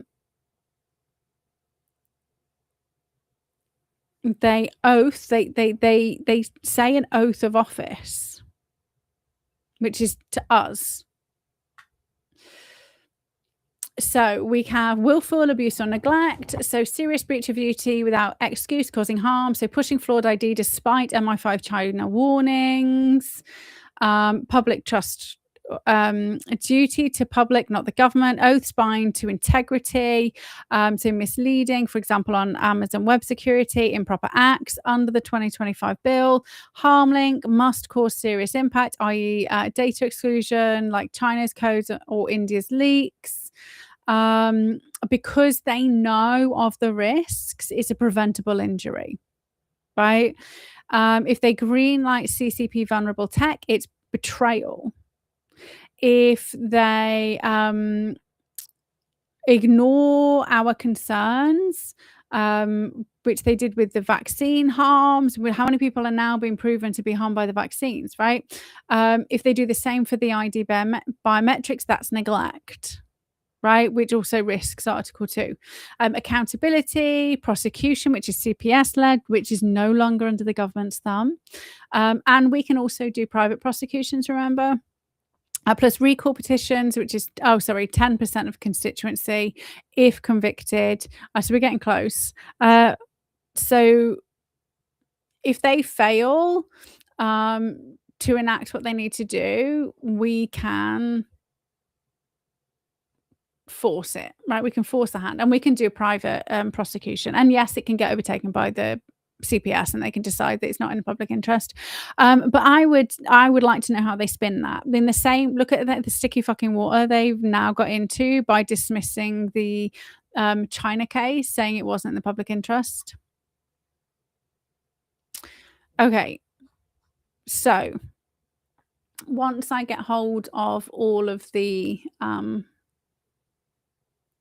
new debate stuff, and I go back through the new and then the other debates that I watched, and all the stuff that I've kind of come up with today, I will draft an example of kind of what we need to do. So first step will be for us to file conscientious objection to the council, and get as many people who also signed the petition in our area to do the same. And then the step after that is we get a motion tabled, and then we rock up with a dossier. So it doesn't have to take you long, but at the same time, if you're gonna make friends with people, is you can all file FOI requests at the same fucking time, right? As well. Or there's be specific things we need. We need to know how many people are potentially being harmed. We need to know if there's been any cyber breaches recently. And depending on where you are, like there's local hospitals. There was a school in Essex which had to shut down because they had a massive cyber breach. The staff and children and parents' information was all taken and put on the dark web. And schools, just so you know, schools have a backdoor into the police's system, because schools get notified if there's been kind of a domestic violent incident. So that, especially in primary schools, your kids are going to be fucking nuts the next day if there was like they witnessed something horrific going on in the home. It enables the schools to get ahead of it and maybe put them kind of in nice isolation, and kind of put somebody with them to support them. So hacking into a school also hacks into the police database through the back door. So all of these systems that are already interlinked are already fucked. See, I know lots of random bits of information. Okay. So you'll have to bear with me because I've rearranged all my work stuff, because it's my birthday on Friday, so I'm taking the weekend off. So very much like everything was fucked over my birthday weekend. I don't say fucked, I mean just like really difficult. I will aim to get it done tomorrow night, but I will do it as fast as possible. There's like Mondays and Tuesdays I have like lots and lots of work, and I've got like half day rather than like full day to do it. So I'm a bit, but I will get it, and it'll be on my Telegram channel. Right, it'll be on my Telegram channel. I'll put it on X as well. So, yeah. Oh, I know, on X, and YouTube and Rumble, wherever I'm kind of streaming, I will go back in a comment, and I will link to the PDF version. So I will do it in a Word document. I will do everything into a Word document. I will save it as a PDF, and then I will link it to the comment sections. So check back over, and I will kind of tell everybody I've done it. A Telegram will be where I'll kind of like say, it's here, it's easy for you to find. And then I'll pin it in Telegram, but I'll put it in the comments for you. I think that's probably the best way I can kind of disseminate it. Okay. So hopefully you found that enjoyable. Shit, look at 2020. Oh my gosh, 2 hours and 20 minutes. I need to talk fast, otherwise the AI is not going to be able to sort the shit out for me. Okay, so I did really, really want to talk about England, UK breakdown, but I might leave that till next week because I'm quite tired, to be fair. I do hope you found that useful. Maybe I can say it really quickly. Okay, so just really quickly for my American friends. England, Scotland and Wales and Northern Ireland are countries. They are so you have states, like Texas is a state, kind of runs itself and then it falls under an umbrella, right? That's like the easiest way to kind of explain it, but it's not. Right? So the European Union is a union of different countries, all completely independent.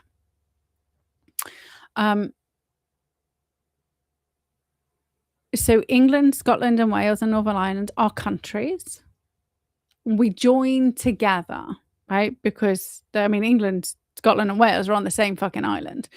So Great Britain is England, Scotland and Wales in a unified agreement that they will work cooperatively across the board. And then we had devolution. So devolution stepped in and Scotland now kind of oversees health and education on their own, but everything else is done through England and Wales. I say England and Wales because England and Wales is like one and Scotland's by itself. And then Wales got a bit of devolution, and they got health, which is why all of the health stuff in Wales is bankrupt, which is why they fucking jump the border. It's not even a real border. Jump the border and try and get everything from England. Northern Ireland, It was the Good Friday Agreement that gave them an opportunity to kind of look after themselves. But again, things like foreign policy, defense, like basically what happens is Westminster sets what's going to happen, and then Scotland, Wales, and Northern Ireland can do little tweaks if it happens to be in their area. And we saw this very recently where Scotland kind of overstepped the mark and said, well, we're going to, and this was under health, right? They tried through the back door to allow people to change their birth certificate to what they identify with, and Westminster said no. So they weren't allowed to do it, right?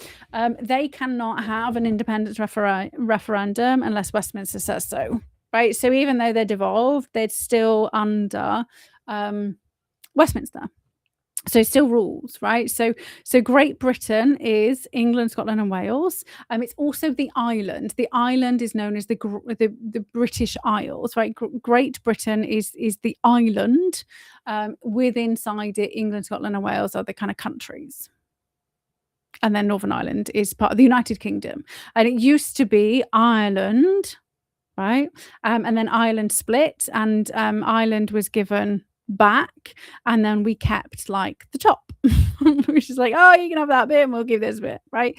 We're not going to give it all back, right? So that's the first part. And when Trump controls, right, so it's not just England, it would be England, Scotland, Wales, Northern Ireland, plus the Crown dependencies, which are Jersey, Isle of Man, and Guernsey. Basically, what happens in Westminster also filters down to them. They are more devolved, but they are dependent on money from the Crown, so it will filter down into their legislation, right? HMRC is still over them. Right? They have direct ties with regards to the Crown and money. So he'd also be having those countries, right? We also have British overseas territories. So we have Gibraltar, Falklands Islands, Bermuda, Cayman Islands, British Antarctic territory, which again, things like, and most of them have voted very recently to stay part of the British territory. So then Trump would get all of those as well, right? So it's not literally at one point the Crown had like a third of the earth. It's not that, I think it's not that much anymore. But it's all of a sudden America becomes like the supreme ruler, and we've given lots of this stuff away, right? And we've kind of like said, hey, do you know what, you want your freedom, go for it. But they vote against it, and this is why the whole Cayman Island thing, not Cayman Islands, the Chagos Islands, like they wanted to stay, and we gave them. Well, this is why they're taking them to court, taking the government to court, going like, we wanted to be part of you. Like you can't just fucking eject us. Like we literally voted to stay, and you told us to fuck off. That's not how it works. So just some quick numbers. We have like Gibraltar at 99% voted to remain in 2016. In 99.8% voted to remain in the Falkland Islands. So they don't want to go, right? Because they do get security, they get exclusive trade deals, they get exclusivity into the EU market. Like it's very beneficial for these organizations. And as an FYI and aside, America don't have the same leverage and all the same deals, right? I mean, I know it's got kind of like tariff leverage, but this is hundreds of years worth of trade agreements that are kind of like built on and embedded in, and so it is the most ludicrous thing to say, right? And hopefully I'm going to help lots of other Americans understand why I probably got so fucking angry. We also have Commonwealth, right? So these are a voluntary association of equal, which is 54 members and 2.5 billion people. So we've got 2.5 billion people plus 250,000 people plus Crown Dependencies is 200,000 people plus the entirety of the United Kingdom, which is like 72 million people. That's like almost, that's like well over two, like nearing 3 billion people, right? Let's just say like in between 2.5 billion and 3 billion people. Trump would automatically have control over. That's not that's not the teeny tiny little British Isles, which is what everybody assumes. Yes, we no longer have the empire in the way that we have the empire, but we actually still have very good relations and trade agreements and like lots of fucking positive things that happens between us that America all of a sudden just owns. Okay, so we have 16 of the Commonwealth that share the king. So Australia, Canada, New Zealand, Jamaica, places like that. They have their very own Westminster style parliament, and most of their laws are benchmarked off ours. They don't have to adopt them all, but they like, this is why we can use stuff that happens in those countries to help us, and they can use stuff that happens in our country to help them. That's what New Zealand, that's what that canny New Zealand lawyer did after we'd fucking overturned stuff in the UK through the courts. She literally went to the British courts and then went, well, because she was able to identify the exact same legislation in New Zealand, because we used like, so we have parallel, like we do something and they go, oh okay, yeah, okay. Why do they do that? Because they get money from us as well, like exclusive fucking trade deals and shit like that. Then we have the republics, including Nigeria, which is interesting because we are allowing the fucking Christian genocide in Nigeria. And they're part of the Commonwealth. I didn't realize they were still part of the Commonwealth. I mean, geography was never my strong point. Like, because if you asked me where these places were, I wouldn't be able to tell you. I can't tell you. I can't even navigate around. I mean, geography is part of like spatial location, stuff like that. I couldn't anyway.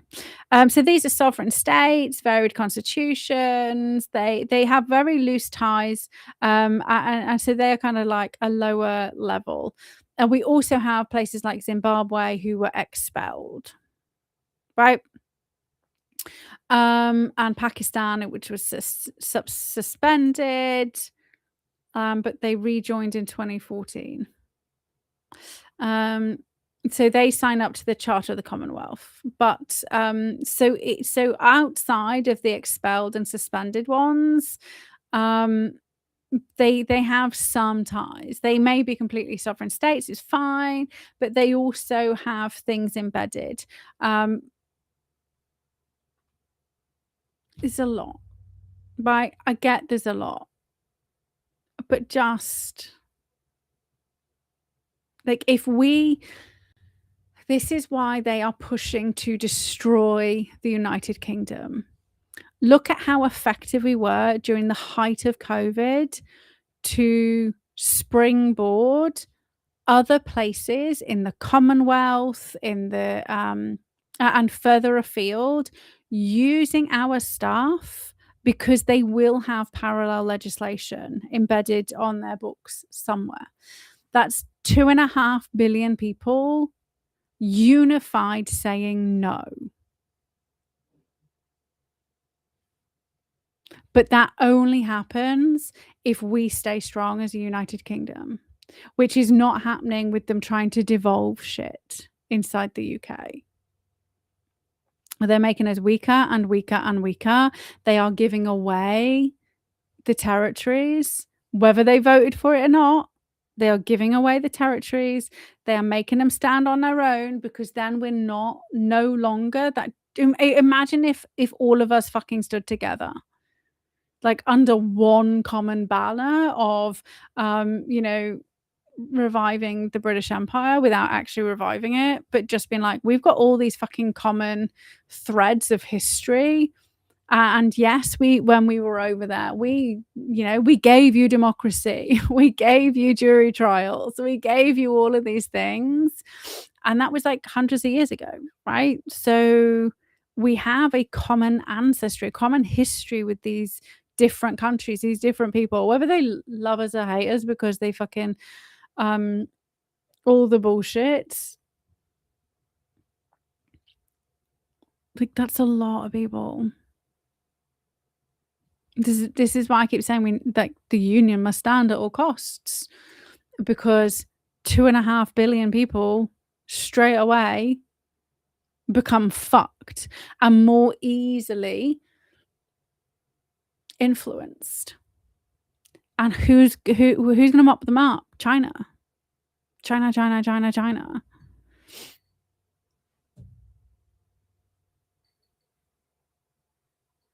Like, so when people say the UK don't do anything, like, come on, peeps. Stand up for yourselves.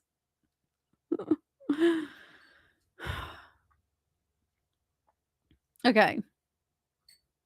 So after that, I'm gonna need some. Okay, that was only a quick little bit because it was just a detour, right? It was just a detour. But I urge you to get this book. I got it on Amazon. This is just us, by the way. This isn't going into the Commonwealth. But I think I shared this before. This has got Magna Carta, Bill of Rights, Act of the Union, Union with Ireland Act, and the Anglo-Irish Treaty. It's got all of those bits in there. And there's interesting little bits, because then you kind of go, oh, I didn't know that. And then you go to legislation.gov.uk, you can find it on there, and then it tells you which is the new law that's superseded. This is how I find all those kind of fringe laws. It tells you which bit's been overtaken, which bit's been amended, and then you go to that law and it tells you which bit's amended. So you have to kind of start like at the back, right at the bottom, and it tells you which bit's kind of been overdone and overdone and overdone. And I did a lot of that. I did a lot of that digging before, not before AI, because AI was about, but before I started using AI. I only started using AI maybe a year ago, and now I'm getting used to it.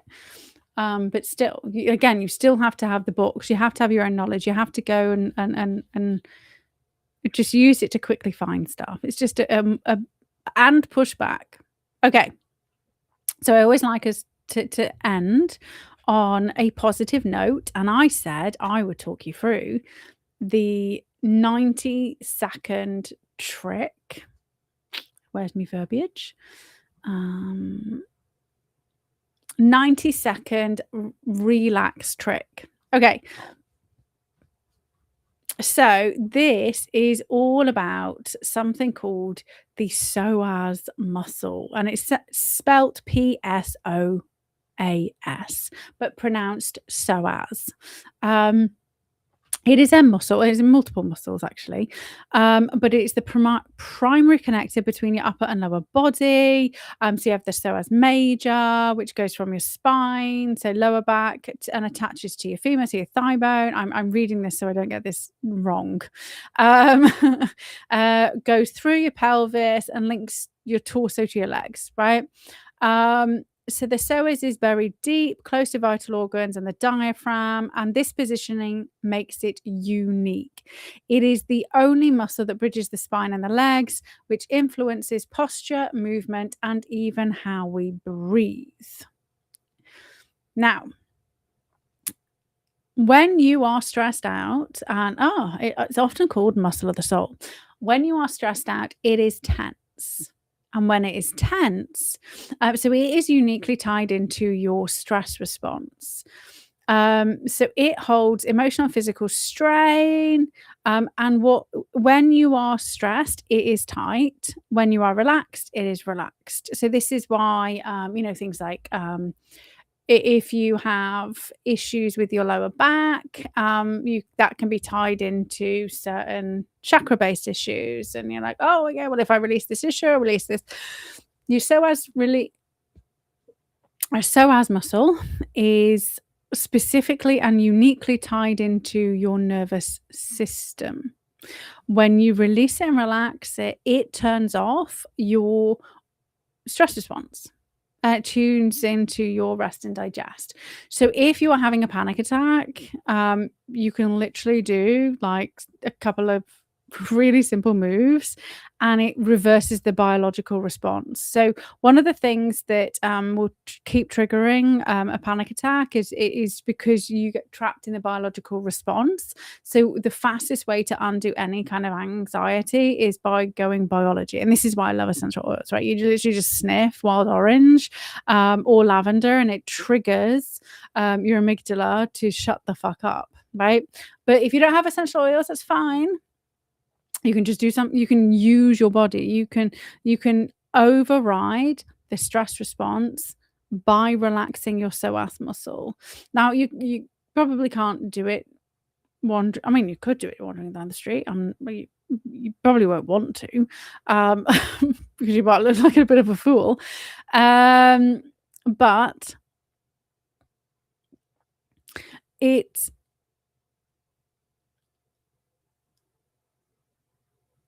it helps to like reduce the cortisol in your bloodstream, which so when you experience stress, you have certain muscles trigger first, not muscles, certain hormones trigger first. So you've got adrenaline and so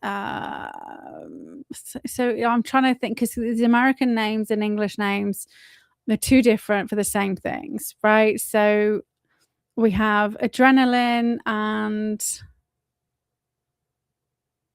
epinephrine. They're the two. It's the same thing. So you get kind of like energy first, and then about 90 seconds later, that's when cortisol shows up, right? So it's not the first one. You kind of get energy and then you get high alert. So you're able to like move first, then your brain kind of kicks in. Cortisol, once it's in your system, it will stay in your system for up to 6 hours. If you're healthy, if you're not healthy, chances are you're going to trigger it again. And then it's going to kind of, you're in that perpetual loop. But you're already kind of like in a heightened state, which means you need a less stressful event to re-trigger the cycle. So if I have, if somebody calls me a name, I was gonna say if somebody calls me a name and I get stressed, I just think of shit. If somebody does something to stress me out, I suggest Trump should just adopt the UK. I'm going to be in a more stressed state. I'm gonna need a less stressful event to trigger the same amount of stress from a kind of like chilled standpoint. This is why it's very easy to escalate a situation. And we saw that when we were kind of going through young Bob, right? Like instantly it was just going and going and going. Everybody was on fucking like beast mode and it happened like really quickly. So what you want to do is catch that you've been at stress elevation, and then do something to just reverse the biology. If you reverse the biology, it takes the pressure off what's going on in your mind. That will shut up the gnats. Those are the negative automatic thoughts, 90% of which you don't hear. So nobody's saying, oh, well, I don't have any thoughts in my head. Or you will have lots of thoughts in your head. You're just not hearing your thoughts in your head. But negative automatic thoughts, they're the ones that kind of call you like all of the names under the sun, tell you you're stupid, you're worthless, you're useless, you can't do any of this stuff right. You only hear it when you're like hyper tuned into it, but it's still going on there, and you know it's going on there because of the way that you're acting and showing up. So your actions will always help you see how you've like actually what's going on in your head and how you feel. If you're taking lots of actions which bring about good feeling stuff back, i.e. you're just doing nice stuff for people, then you're running on nice stuff. If you're shouting, putting kettles in the fridges, in the fridge, I don't know how many fridges you have. I just have one. Oh no, I have two. So I have two fridges. Not because we eat lots of food, we have like a dog fridge and a human fridge. I've lost my train of thought.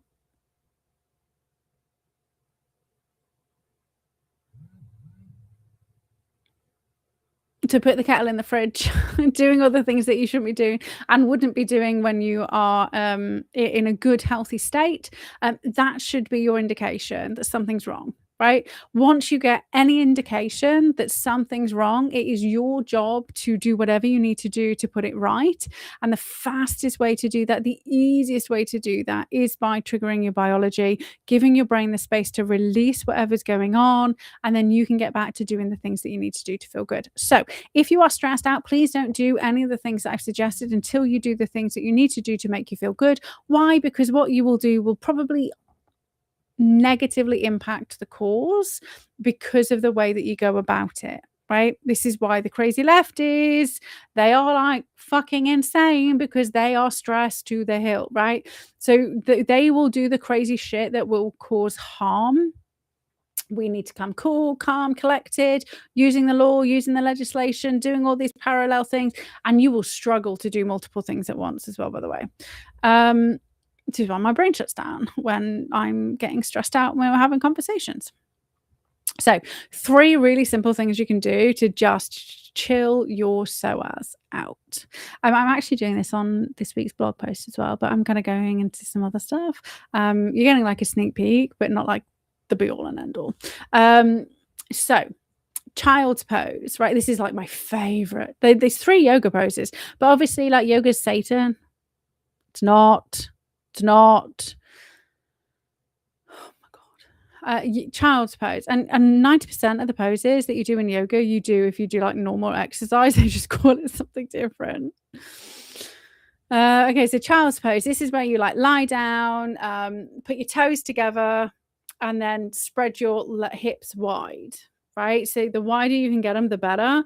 And then you like lay down, arms completely out in front of you, and get down as far as you can. And you only need to stay there for like 90 seconds to turn the shit off.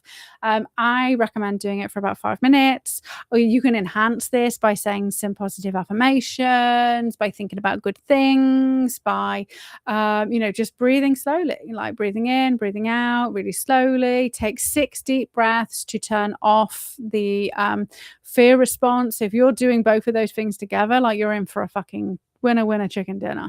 The other thing you can do is bridge pose. This one's harder.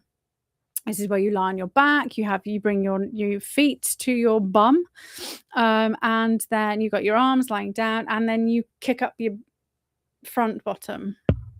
For the ladies out there, how weird! I can talk about like rape, murder, torture, but and I can say cunt when I'm swearing, but when I'm like, oh no, vagina, say front bottom. Anyway, move up your front bum, and then you like it. You that kind of like in a strange bridge, right? It's not like full up. It's not like reverse tabletop where you're completely upright. It's just you kind of kick up your front bum.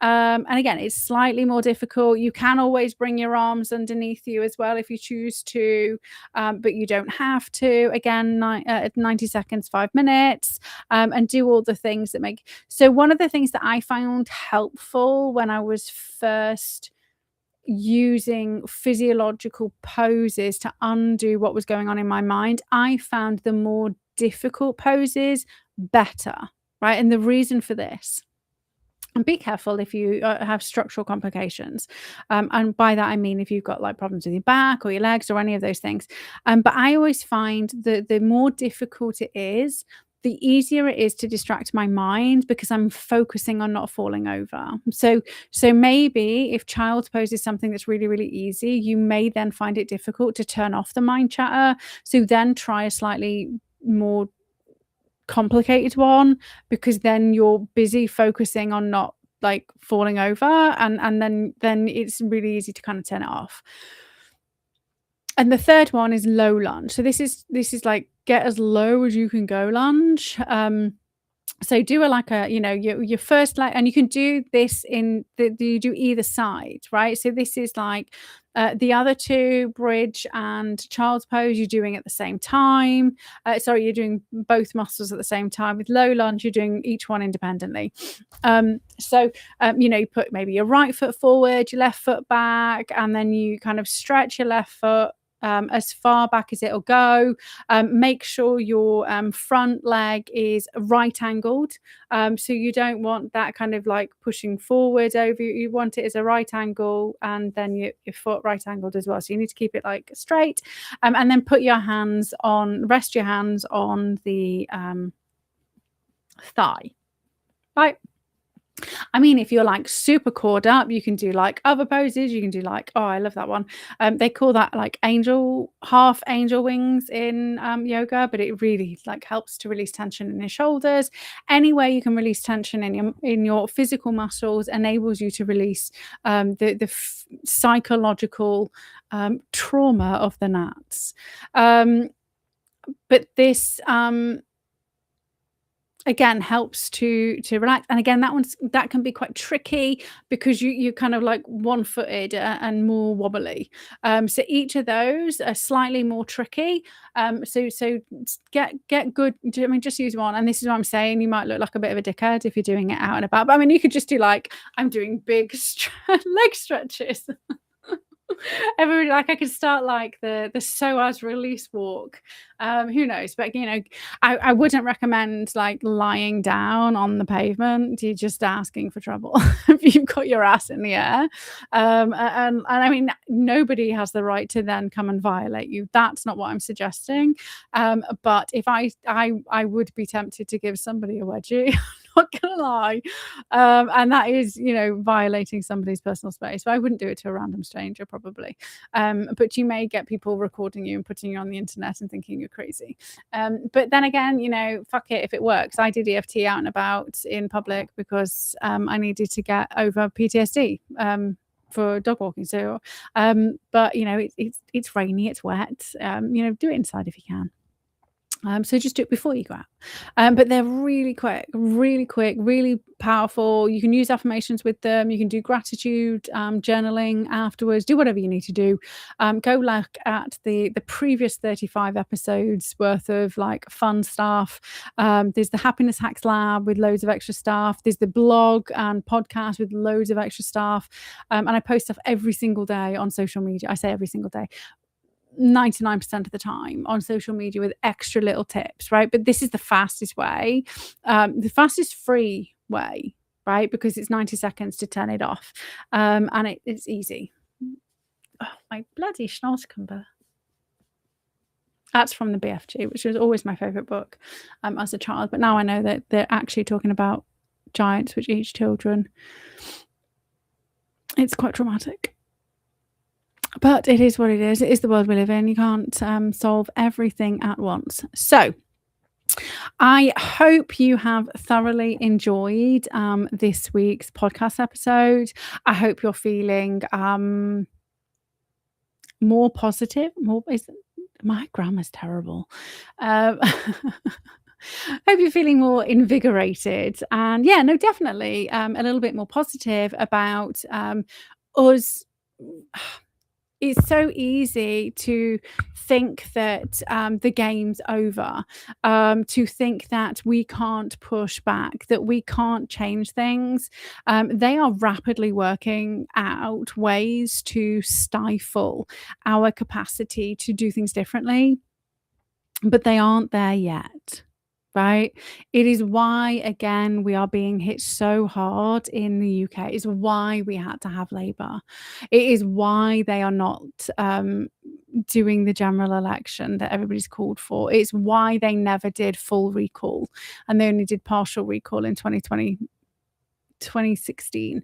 It is why they're pushing through the fucking assisted dying bill. How easy to fucking just, oh, well, she's obviously crazy, you know, and this is why I'm avoiding going away anywhere, because I will just be rolled up very easily, very quickly. I mean, it doesn't matter. They don't need access to my, they already have access to all my tech, so they must have got a warrant somehow. I mean, or they just did it unlawfully. Maybe they think I'm committing treason. They could just do it without warrant, or they got a warrant. Either way, that's fine. I don't care. I haven't done anything unlawful, so it's tough shit. Okay, so first step, conscientious objection, and I will get that to you guys as soon as possible. Keep your eyes out. Keep your eyes out. Keep your eyes peeled. Make sure you subscribe to the channel, and then wherever you are, and then you at least are going to get notified that I done a. I think you get notified if I've done a comment. I don't know. You'll get notified for next week's episodes and all the other episodes where we're kind of building on shit as well. But I think I'm very excited for us.